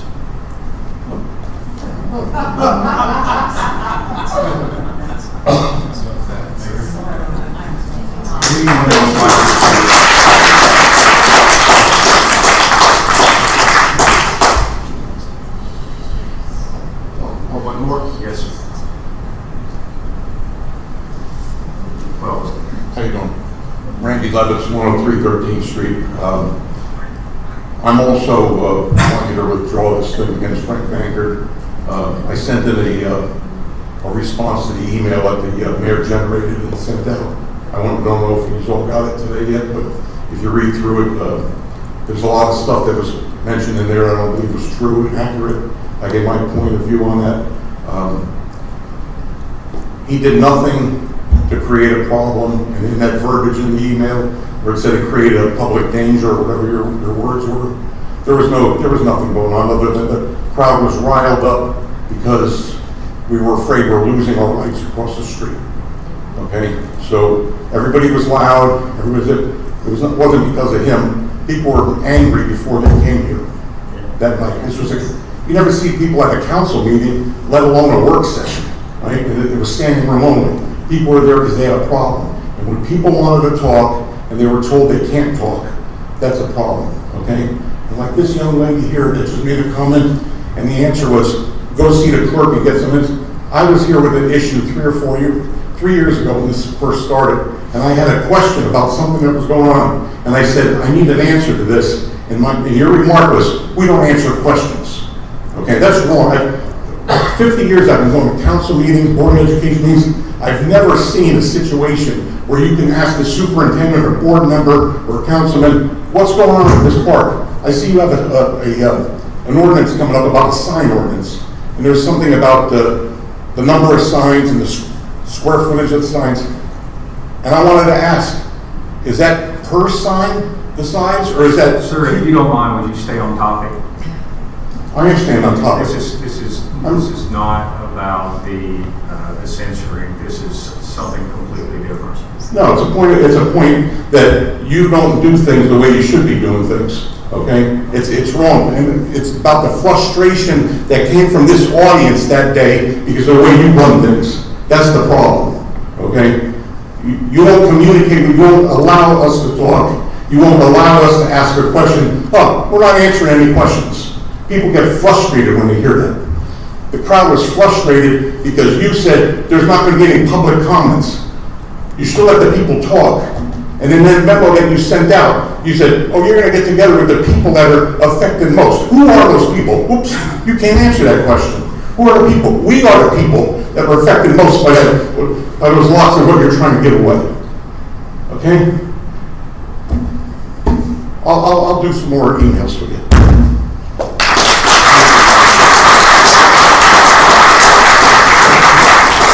Anybody who would like to speak?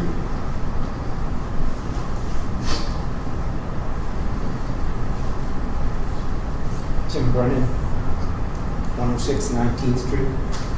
I was at the meeting last Monday. My perception during that meeting was that the citizens incited Frank. And Frank got passionate, and then we took it to another level. And I'm very happy that that happened, because we need to be very vocal so that you know how we all feel in the direction we want to go. I do feel that we ignored your gavel during that meeting, and so for the citizens, I would apologize for that. But going forward, you're going to get the same type of commitment from the citizens regarding this whole agreement. The other topic I am concerned about is whether or not there is a conflict of interest with the negotiations that are going on between the two. This is a different topic, sir. I'm sorry. I apologize. Okay. Thank you. Thank you.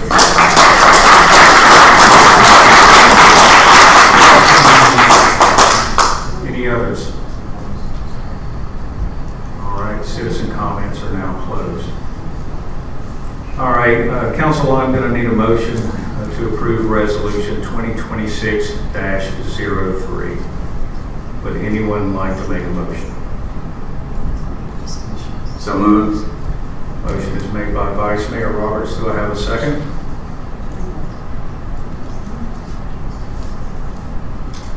All right, motion dies.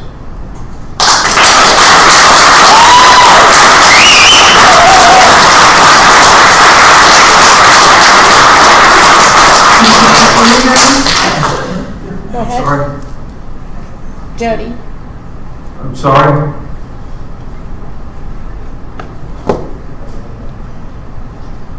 Can you speak up again? I second that motion. All right, I'm going to allow it just because we're having technical difficulties.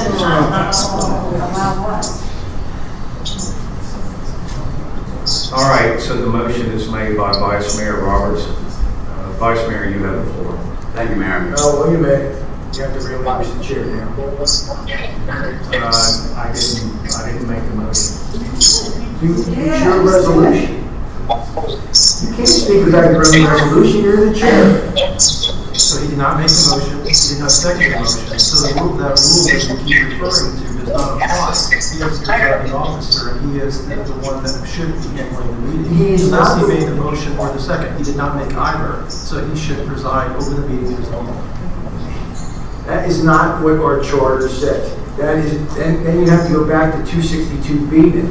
Presiding officers or such other council members as may be presiding shall not move or second an issue. All right? He's moving this issue. He did not move the issue, the motion was made by Vice Mayor Roberts. He asked for it to be moved. And the second was Shirley. So. Well, I believe you're in violation of the charter. All right, so Vice Mayor Roberts, you have the floor. Thank you, Mayor. So first of all, this agenda item has nothing to do with all the good things that Frank has done. I actually consider Frank a friend. He has done many good things for this city. We haven't agreed on everything. You can look back at workshops we've had, we discussed them through, we worked them out. The biggest thing I like the most about Frank is he has publicly said more than a couple of times that he's a Christian. And that's more important than anything we do or say in these meetings, as far as I'm concerned. I was raised my whole life that there are consequences to your actions. If my parents told me to be home at 10 p.m. and I came in at 10:30, there were consequences to my actions. I was grounded, or depending on how old I was, I got a butt with it. If Mother Teresa drives down Gulf Boulevard 75 miles an hour, one of these fine deputies in the back will pull her over and give her a ticket. She's an amazing woman. There are consequences to your actions. This resolution was written regarding what happened at the meeting last Monday. That's all this resolution is about. I have no ill feelings towards Frank. I think he's a great person. I think he's great for the city. But what happened last Monday was wrong. No. And that's why the resolution was presented to this council, and that's why I'm supporting the censure. Thank you, Mr. Roberts. Do we have others that would like to speak on this topic? Yeah, maybe. You have the floor, Mr. Baker. Okay, let's dissect this garbage, resolution. Mike's bad. Let's go to this. Whereas Section 262C of the Bel Air Beach Code of Ordinances require all members of council and public to adhere to strict rules that will debate to ensure the efficiency and safety of the public meeting. That is not what 2-62 says. This is the problem with this man. He likes to alter things in the like this resolution, which isn't in the ordinance. I can read you the whole 262C. And I will. Every council member desiring to speak shall address the chair and, upon recognition by the presiding officer, shall confine all comments to the questions under debate and shall avoid all personalities and ambiguous language. Once recognized, a council member shall not be interrupted when speaking unless to call such council member to order. While speaking, if a council member is called to order, such council member shall cease speaking until the question of order has been determined. The presiding officer shall avoid and prohibit debates between the chair and individual council members, or among individual council members and between members of the general public and council members. On all matters under consideration by the city council, the matter shall be addressed by the council member first, then the public with final response. Thereafter, by the council member desiring to address any new issues raised, at the conclusion of the debate on the matter, the council shall vote on the matter on the case of the work session, deciding if the matter is to go forward to a regular council meeting. Now, I wonder if anyone here, then the public with the final response. I'm getting passionate again, so I don't want anyone to think I'm going nuts or inciting anything. All right? But that's what 262 says, the public. The public was denied. Actually, some of the public was invited, but never got to speak. And I know that firsthand. Now, let's go back to the resolution, okay? Whereas the actions of council member, whereas the council member Frank Backer willfully ignored multiple warnings from the presiding officers and a point of order from a council member and refused to yield this floor, thereby obstructing the council's ability to conduct official city business in the prompt and orderly manner required by law. Let's play the tape.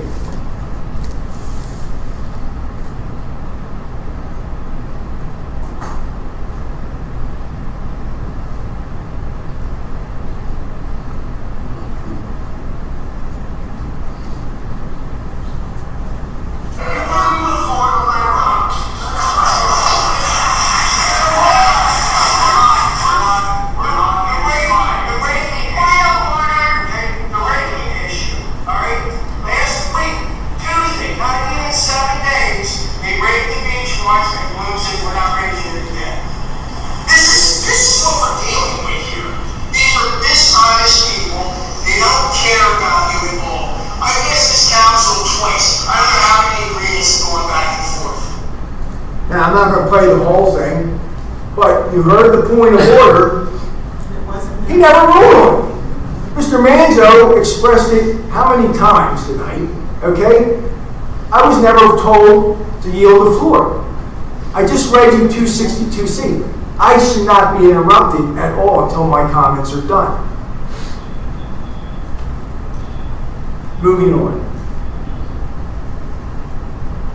Whereas the actions of Councilmember Frank Bankert resulted in a clear and present danger of public disorder, causing members of the audience to rise in a threatening manner and forcing an emergency adjournment of the meeting to protect the safety of the council, public staff.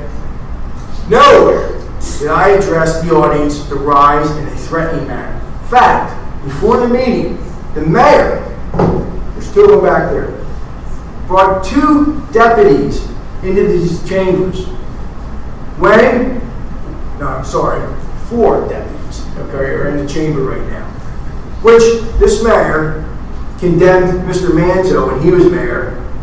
We should never need the police at a city meeting, all right? But he had 2 and never asked one of them to respond or even approach the podium. All right? Never had one person corrected by any of the police, but he's saying that I cited this. Now, who really caused the problem here or made a catalyst of a flame here? Let me play the tape.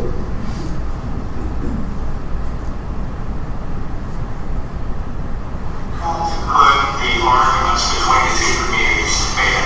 And all I see is you going up there and poking the mayor every chance you get. You are the biggest catalyst between our community and that community that I have ever seen. And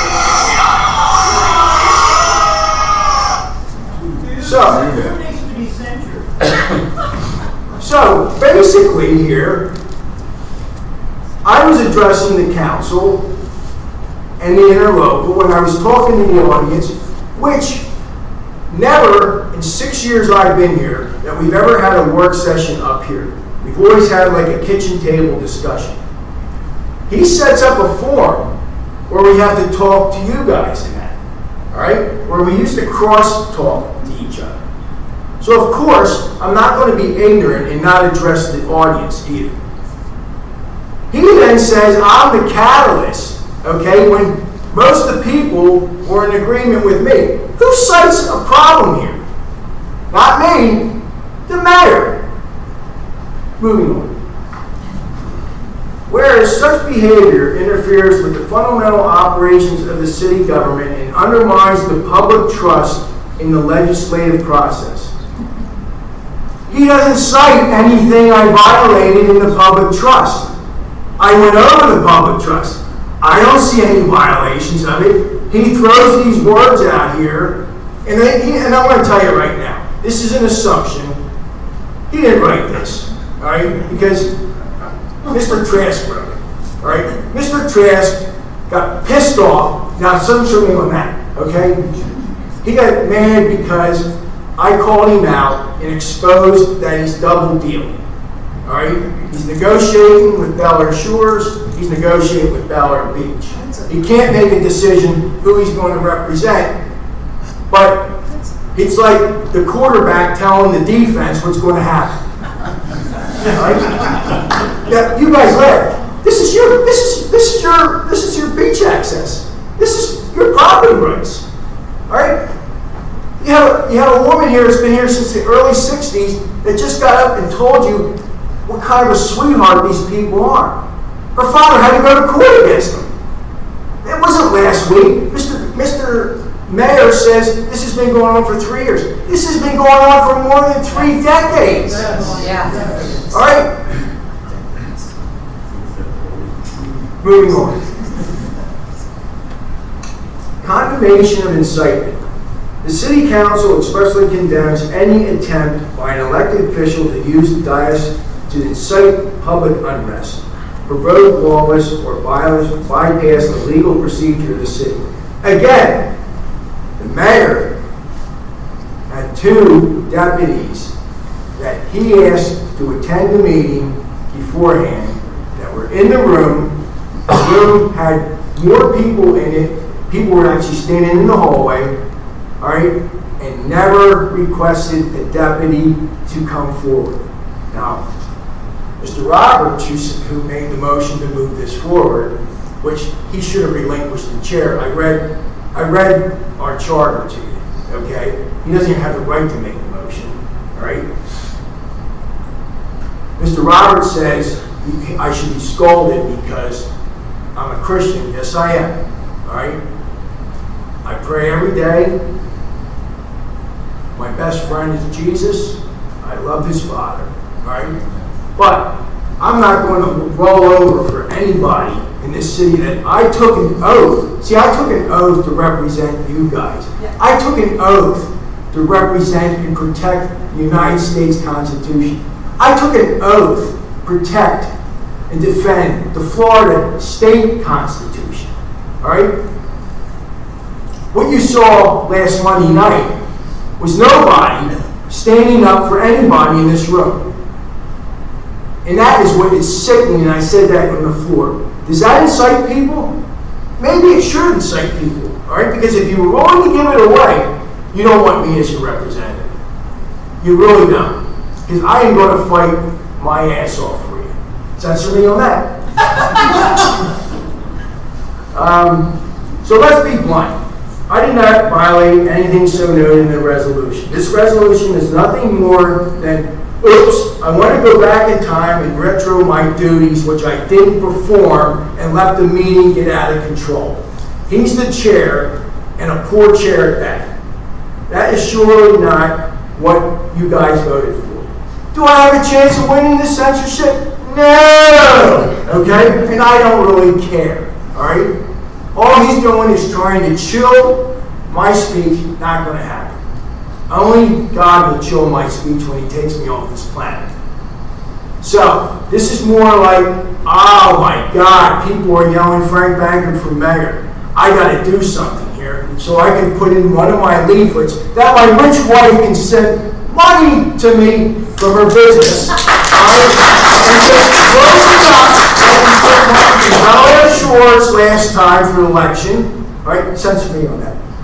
And all the other people that paid money that don't even live here into his campaign, which is out of context with every past election. I yield. Thank you, Mr. Baker.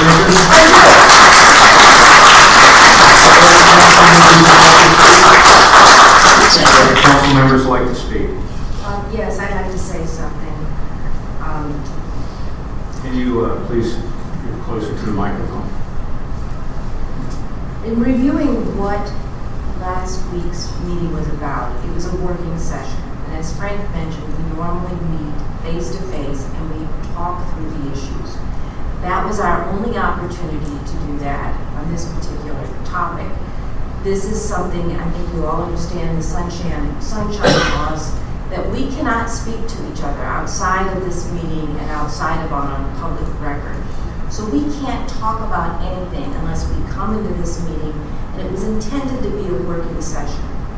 Now, prior to that, all these communications were floating throughout the community, encouraging everybody to come to that meeting. And that, with 200 people crowded into the room, was no longer appropriate for the layout that we normally have. We were left with what we have here. And it preempted our opportunity to really talk through the issues in a civilized way. And Frank, you were really, really angry. You were hostile. You did not engage. So you understand the state of my mind? Yes, I do. And I You got a psychology. There was not civil discourse here. I need to actually explain the point of order. You're not allowing the council member to speak. Do I need to say anything else? You're the chair. Thank you. Unlawfully. Please continue. You were a catalyst for how the citizens reacted. And it was frightening. It was threatening. It was an angry. I'm gonna ask you to hold, let us talk. I'm not used to that kind of Please read the room. He was not. Please read the room. You had people come in. This is not a back and forth, I'm sorry, I'm going to have to rule a point of order on you. Okay. It was inappropriate behavior for a civilized group to get together and have a working session. It preempted the business. It was just inappropriate. It was appropriate to end the meeting and let things move on.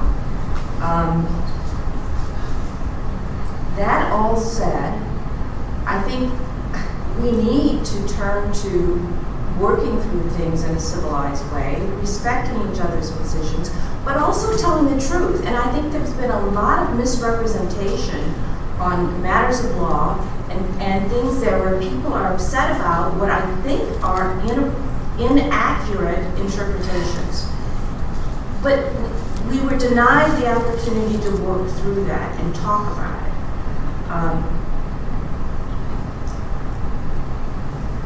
Frank, you've on several occasions, I think, thinking that you are representing people's interests, get disruptive and get in the way of having some civilized exchange. With all of that, I was initially in favor of this, and yet I think it's not going to change anyone's behavior. Only you can do that. Only you as citizens can come and be civil and present your views.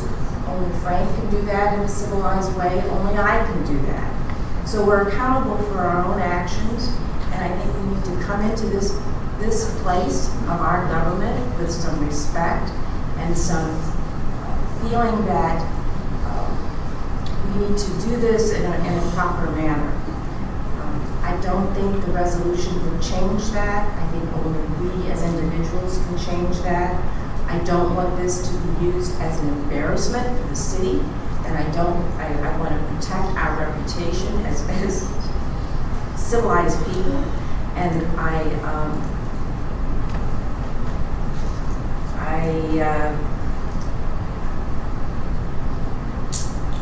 I just want to encourage all of us to work through our issues together, and not in the way that this has been done and has been building up to. So I will vote no, reluctantly, but because I think, again, I don't want it to be an embarrassment, and I hope everybody takes this as an impetus to watch for their own behavior and try to work towards solutions. Thank you, Councilmember Elliott.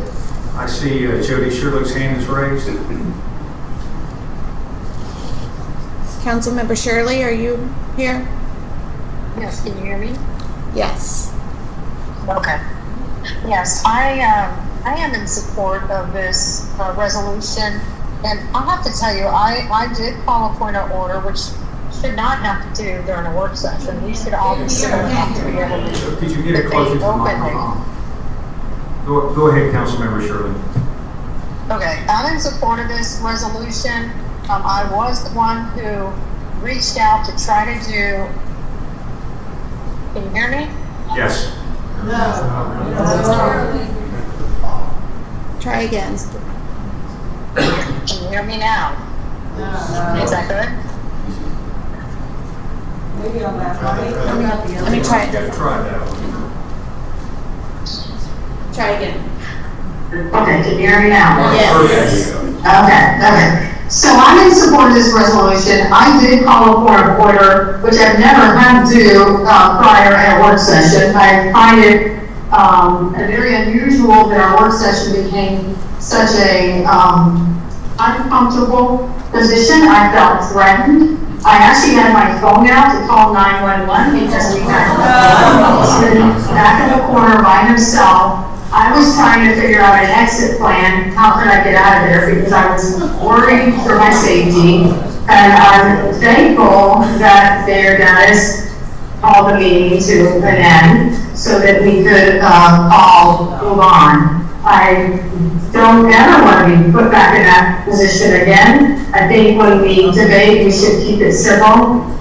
Jim, I commend you on your comments. They were very well said. And I just hope we can move forward and work peacefully together to resolve issues as we enter into more business that has to be done with the city.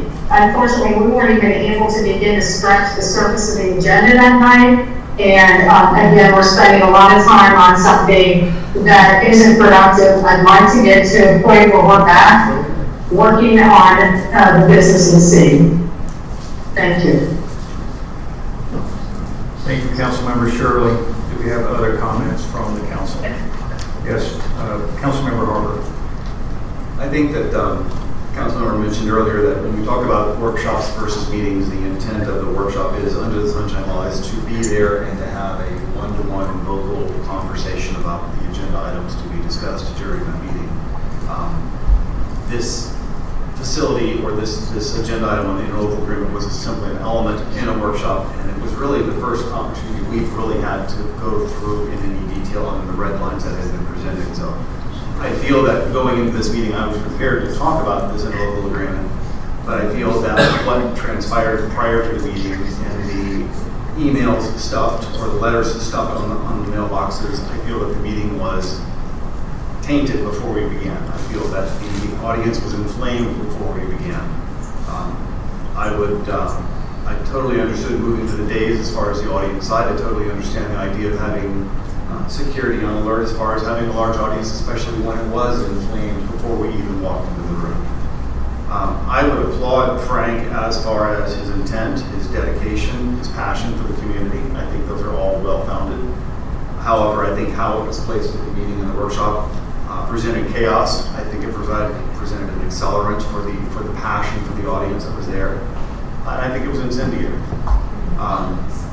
I want to move this forward. I am really encouraged by the citizens' comments today as it relates to moving together, working forward, and trying to find solutions as it relates to Bel Air Shore and Bel Air Beach. But as it relates to this particular resolution, I think that the resolution is intact and should be approved. Thank you. Do we have other comments from the council? All right. Well, I have one comment, okay?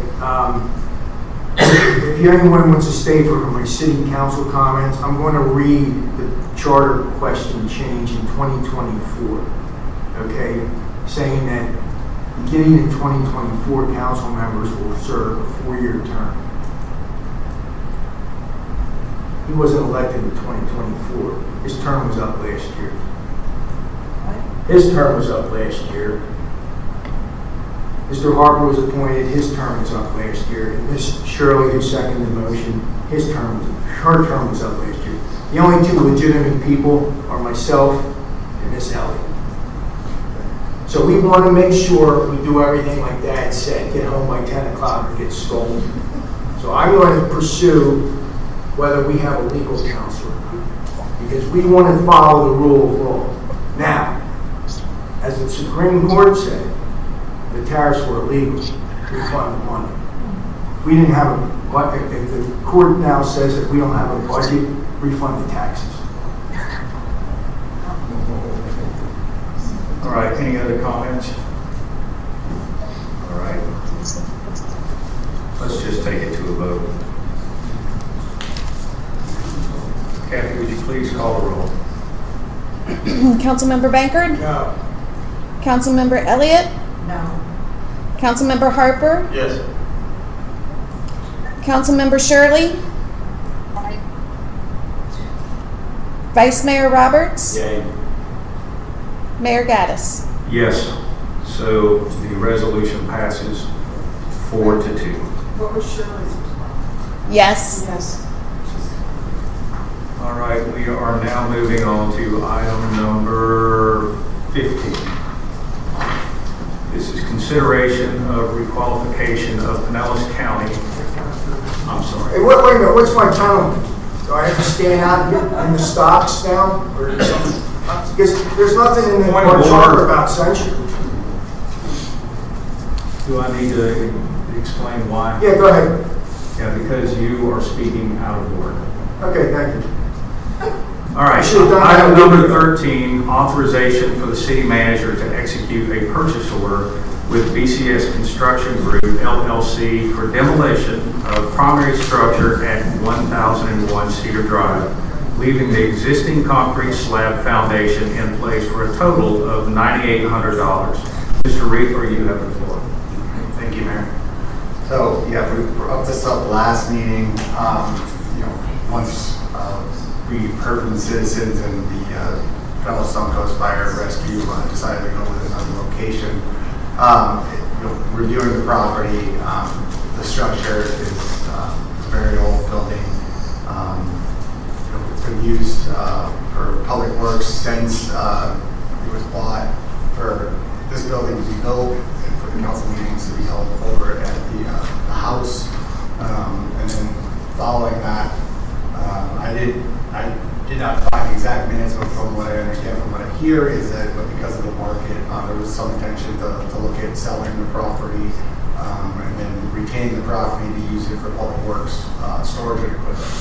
And it's been used since following this building was done in 2010 till about 2018, where that separate garage structure was built behind of the main house. And during Hurricane Helene, it was damaged like most of the structures were that were lower lying. And in its current condition, it has a roof leak down through where the air handler is. The condenser and air handler are shot. The walls are gutted, very similar plaster being up in some areas, drywall. The travertine floors, and I had that carpet which was all ripped out. So right now it's in disrepair. It did not come out substantially damaged from the excavator tool, but it did have from our insurance claim, which are Wright National Flood Insurance, for the structure alone we did get paid $76,000 for the damage.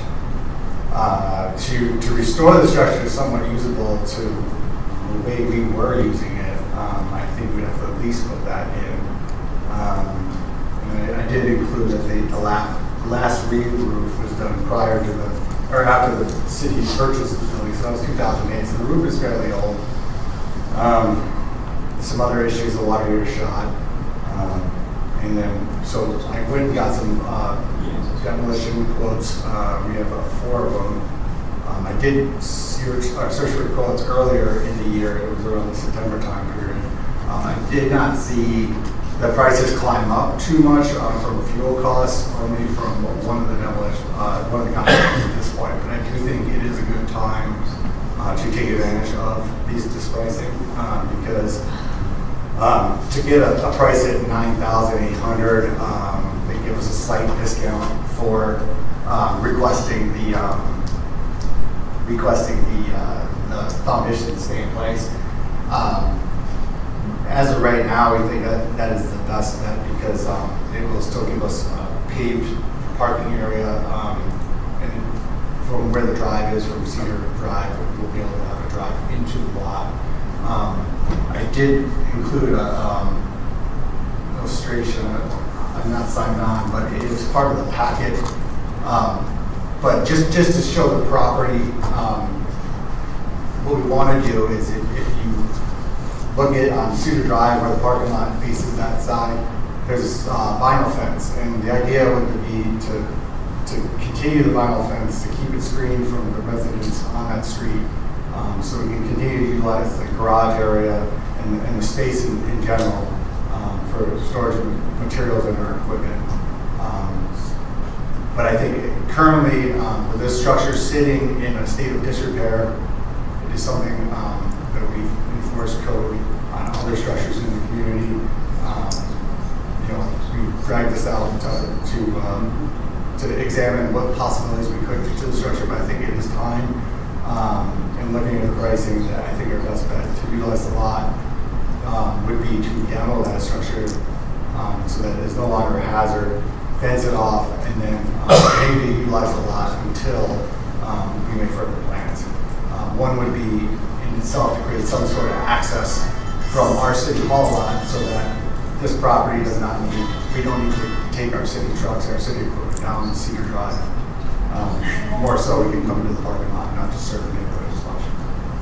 All right, thank you, Mr. Reefer. Before we move to the council, would any citizen like to speak on this agenda item? Yes.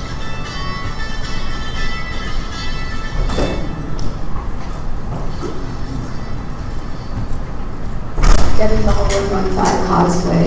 Mr. Reefler, I just have a couple of questions. So you're going to demolish just the house portion and not the garage behind it, is that correct? I'm proposing to demolish the house only down to the slab. Okay, and then the storage facilities behind the house would still stand, they're okay? Yes. To stand? That second structure was the one that was built in like 2018-19.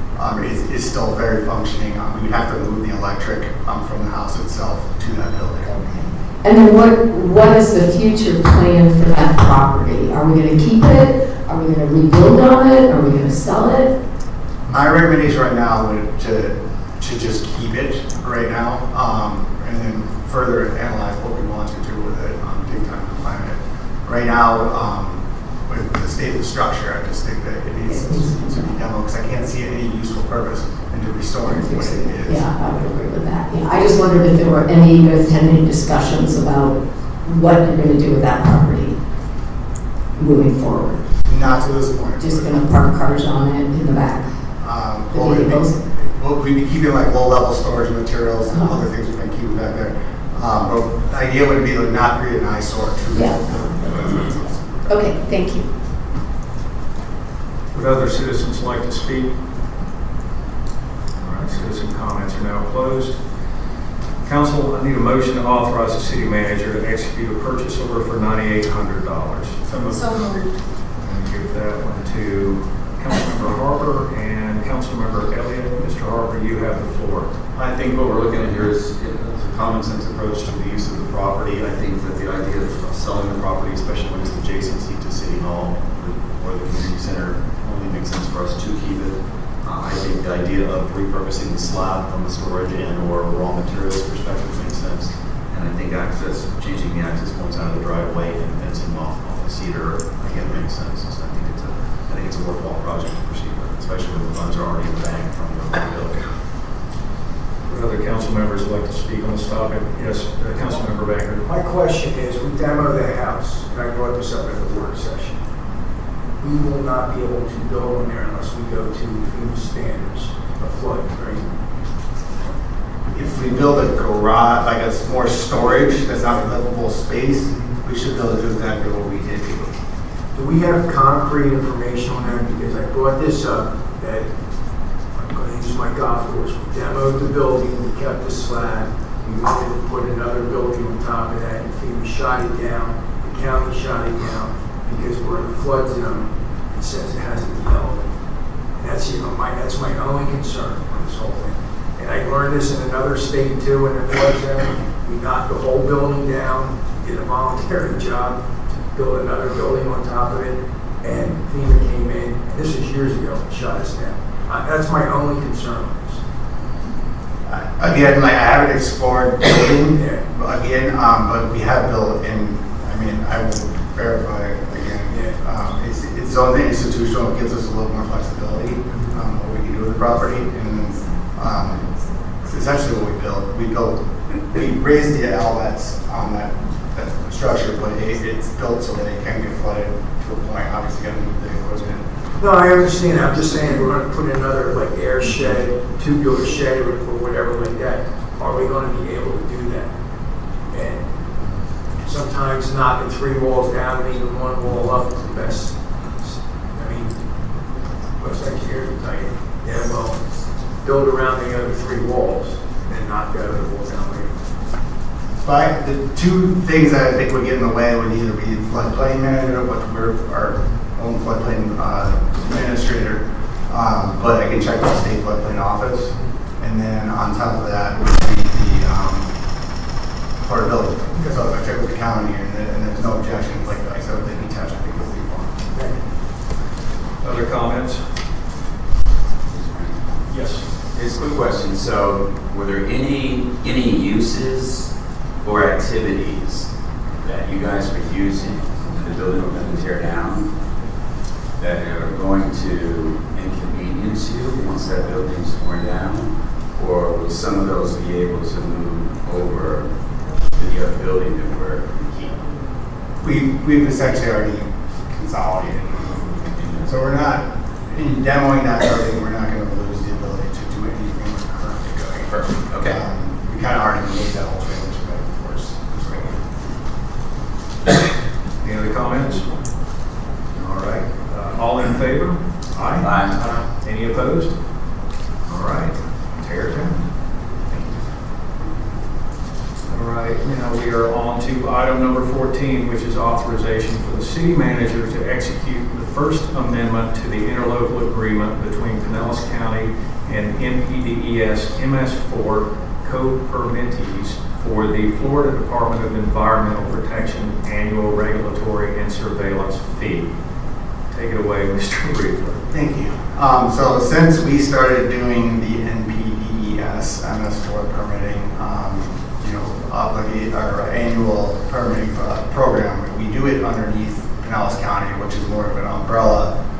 So they're the main permit holder, and then each, I believe, 24 municipalities are underneath that. And the way they've arranged it is they set up all of the testing fees for water testing, nitrogen, and the particle densities that they take in random areas. And then, so all these cities that are required to do this, they divide it up by population. So it's evenly proportioned. We've been doing it where it's been about, I want to say just slightly over $1,000 where we pay it, and it works out well for us. So this would be the First Amendment to the last agreement that was signed in 2021, which will extend it another 5 years. And then we're going to just Thank you, Mr. Reefler. Let's go to the citizens for comments. Would anyone like to speak on this topic? All right, citizen comments are now closed. Council, I need a motion to authorize the city manager to execute the First Amendment of this interlocal agreement. So moved. Motion is made by Elliott. Do I have a second? Second. A second by Roberts. Councilmember Elliott, you have the floor. This is another example of some efficiencies that can be made by cities banding together, and doing so makes sense. Thank you. Any other comments from the council? All right. In that case, all in favor? Aye. Aye. Any opposed? Aye. All right. I think I heard Councilmember Shirley say aye also. All right, Mr. Reefler, you are authorized to proceed. All right, now we're on to item number 15. This is for consideration of requalification of Pinellas County as an urban county for community development block grant funds. This is for fiscal years 2027 through 2029. City Manager Reefler, you have the floor. Okay, so this is where they extend, I believe it's every 3 years. When we prior got this, it was, I think, 2022. And you get two options. You can enter into the interlocal cooperative agreement automatically with the county, and our individual residents who do qualify the criteria for these grants can apply directly to the county. But we also have the option 2, which allows us to also apply ourselves as a city through the Small Cities program. It doesn't preclude our residents from using the county's application system, but when I did look at the what is involved to qualify for this Small Cities Community Development Block Grant, and the at least 51% of the beneficiaries must be low to moderate income per the county statistics, which is going to be a total household income that's at or below 80% of what that area's median income is. Looking at the numbers for a single family household, which a one person household would be $58,000 average income would be 80%. And then if you get up to like a 4-person household, you're looking at the whole household, to meet that 8% is only $83,000. When I look at these numbers and I consider projects that we could possibly apply to, it just doesn't seem like it's with a community block grant that we can meet that criteria with. So my recommendation would be to continue with the county's program to take our portion of those funds and make them available through their application process. Thank you, Mr. Reefer. Let's go to the citizens for comments on this topic. Anyone like to speak on item number 15? All right, citizen comments are now closed. Council, I need a motion to authorize me to execute the requalifying letter selecting option 1 to remain in the program. My name is on it because they're asking me to approve it. Do I have a motion? Motion is made by Councilmember Harper. Do I have a second? Second. Second by Councilmember Elliott. Mr. Harper, you have the floor. I think the concept and the agreement makes sense as far as combining the resources and taking advantage of the waivers and the presentation of the grants. Thank you, Mr. Harper. Would other council members like to speak on this topic? No? All right. In that case, all in favor? Aye. Any opposed? Aye. All right. So that passes, and we'll get that signed and sent off to the county. Now we're up to item number 16. This is consideration of a merit pay increase for the city clerk based on annual evaluation criteria. I'm going to give this one to Mr. Reefer to explain it to us. Okay, so Ms. Solon Thornsberry, she's come up on a year since she started as city clerk for the city, and she sent out our annual performance reviews to each member of council, and all of those reviews have been returned and are included in the packet. And just as an update to her progress in completing her continuing education, she's inside of that single year reached 53 of the 60 required continuing education points to get her certified city clerk designation, which is a national designation. And she is obviously going to be reaching that goal very soon. The other side of it is the experience points, and that's a little bit more difficult. We believe that she will be able to meet that as soon as 2027, and as soon as she can, she will be applying for her certification. Great. All right. Would any citizens like to speak on this topic, number 16? All right. Citizen comments are now closed. Council, I need a motion to give a merit increase to City Clerk Thornsberry of 5%, which is the way that the score, she scored the highest on our evaluation. Motion to amend. All right. 7%. All right. There's a motion on the table right now to amend from 5% to 7%. Do I have a second? All right, that motion dies. Now we're back to the original motion. Do I have a motion to move forward with a 5%? So moved. Motion is made by Vice Mayor Roberts and seconded by Mr. Harper. Vice Mayor Roberts, you have the floor. Thank you, Mr. Mayor. Kathy has just done a phenomenal job. I've yet to come to her to ask for help on anything. Whether or not it's really in her position or job description, she always says yes and figures out a way to work it in. So in my opinion, she exceeds any and all of any of the requests that we've ever had for her, and she certainly deserves at least a 5% increase. Thank you, Mr. Roberts. Do we have anyone else that would like to speak on this topic? Yes. Councilmember Baker. I agree with Mr. Roberts' comments, although we hired her at a cheap rate, okay, and she deserves a lot more than 5%, which we've been giving regular employees. Now, once she gets schooled and learns how to do her job, we'll probably lose her because we're too cheap to keep anybody with qualifications. But then, our stupidity has proven my point in the past. So I believe she should get a minimum of 7%. All right, thank you very much, Councilmember Baker. Other comments? All right, well, why don't we just do a roll call vote? Okay. Councilmember Bankert? 7%. Councilmember Elliott? Yes. Councilmember Harper? Yes. Councilmember Shirley? Vice Mayor Roberts? Yes. Mayor Gaddis? Aye. So, congratulations. Thank you. It's unanimous. Can I just ask one thing? Since I use stupid, will I be censured next month? All right. Now we are moving on to council comments. Since you're already speaking, Councilmember Baker, you have the floor. Yes, thank you, Mr. Mayor. Tonight I learned that our council wants to hold everything to the letter of the law.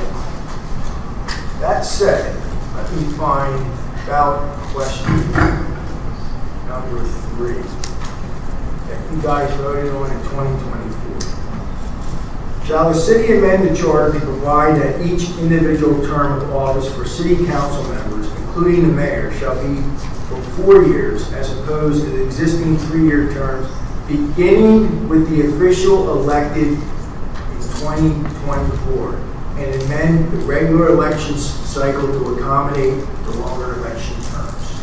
Okay? As I said earlier, I was elected in 2024, Ms. Elliott was elected in 2024. Everyone that was appointed has to come up for re-election at the next regular election cycle, as our charter does say. Now, during the discussions in September, it was clearly noted 2025 would be the next one. I was against all this. When it came to the council meeting, they tried to change it to 2026, which wasn't what we agreed on. I voted it down. Following month, I read it again in the work session, and I said, so there will be an election in 2025, is it going to be March or November? Oh, we're going to wait till 2026. I said, let me read it. Our attorney said, well, that's not what I meant. But that's what the voters voted on. That's what the minutes will show in the work sessions. So, we're going to do everything legit and everything like that.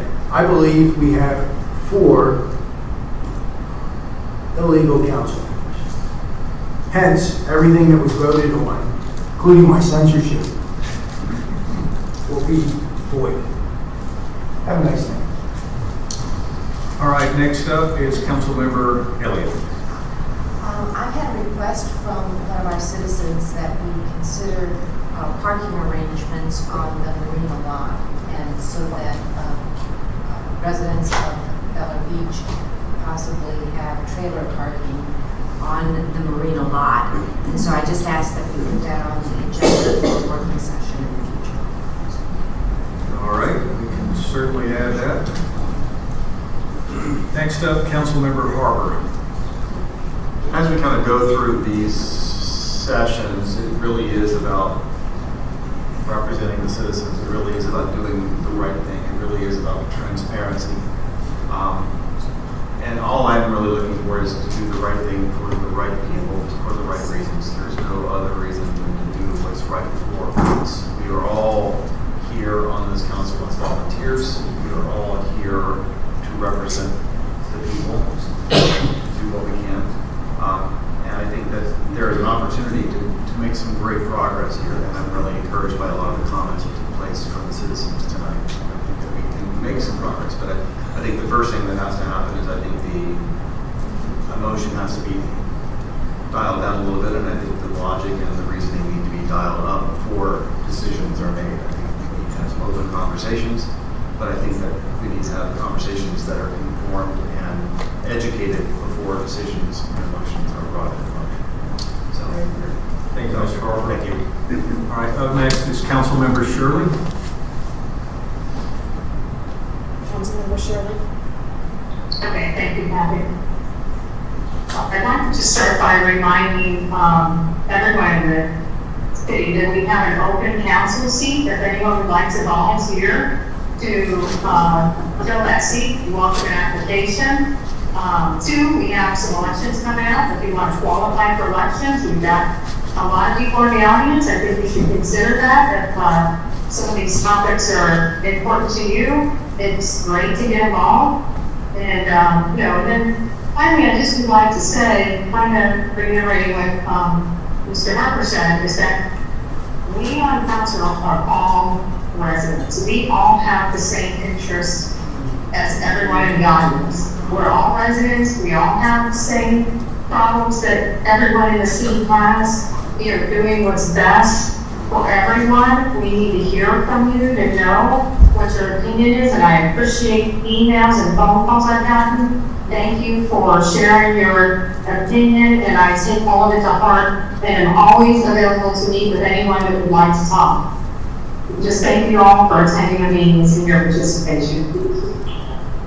Thank you, Councilmember Shirley. Vice Mayor Roberts, you're up. Thank you, Mr. Mayor. Ditto what Councilmember Shirley just said. I'm also very pleased with Mr. Manzo's time at the podium and the information that he shared with everybody, because we're certainly a lot stronger the more people that are working together on whatever issues we have. So thank you for that. Thank you, Vice Mayor Roberts.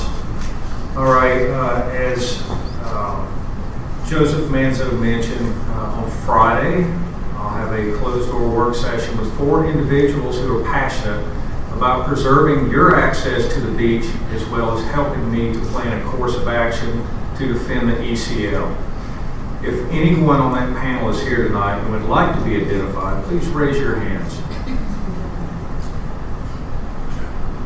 Oh, there's one right there.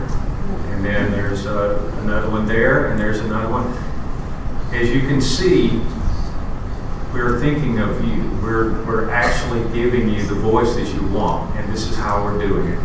Eventually, everything that we discuss will be agreed upon, and then I'll have no choice but to bring it back to the council and then say, this is what you wanted, all right? And so what I'm asking is, please give us this opportunity to work together and to get through this.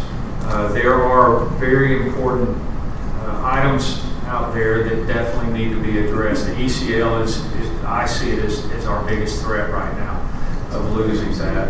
I don't want that to happen, and I'm going to do everything that I can to fight with you. But I need your help also to help me to go the right direction and bring this back to the council. That being said, I want to thank each of you for agreeing to work with me, and even more so, I appreciate everyone being here tonight and allowing us to have a civil conversation. It's good to listen to you, and it's also good to be heard. And that's the way that conversations are supposed to be. With that being said, do I have a motion to adjourn? Motion is made by Frank Baker. Do I have a second? That was seconded by Councilmember Elliott. All in favor? Aye. Any opposed? All right, we are adjourned. Thank you.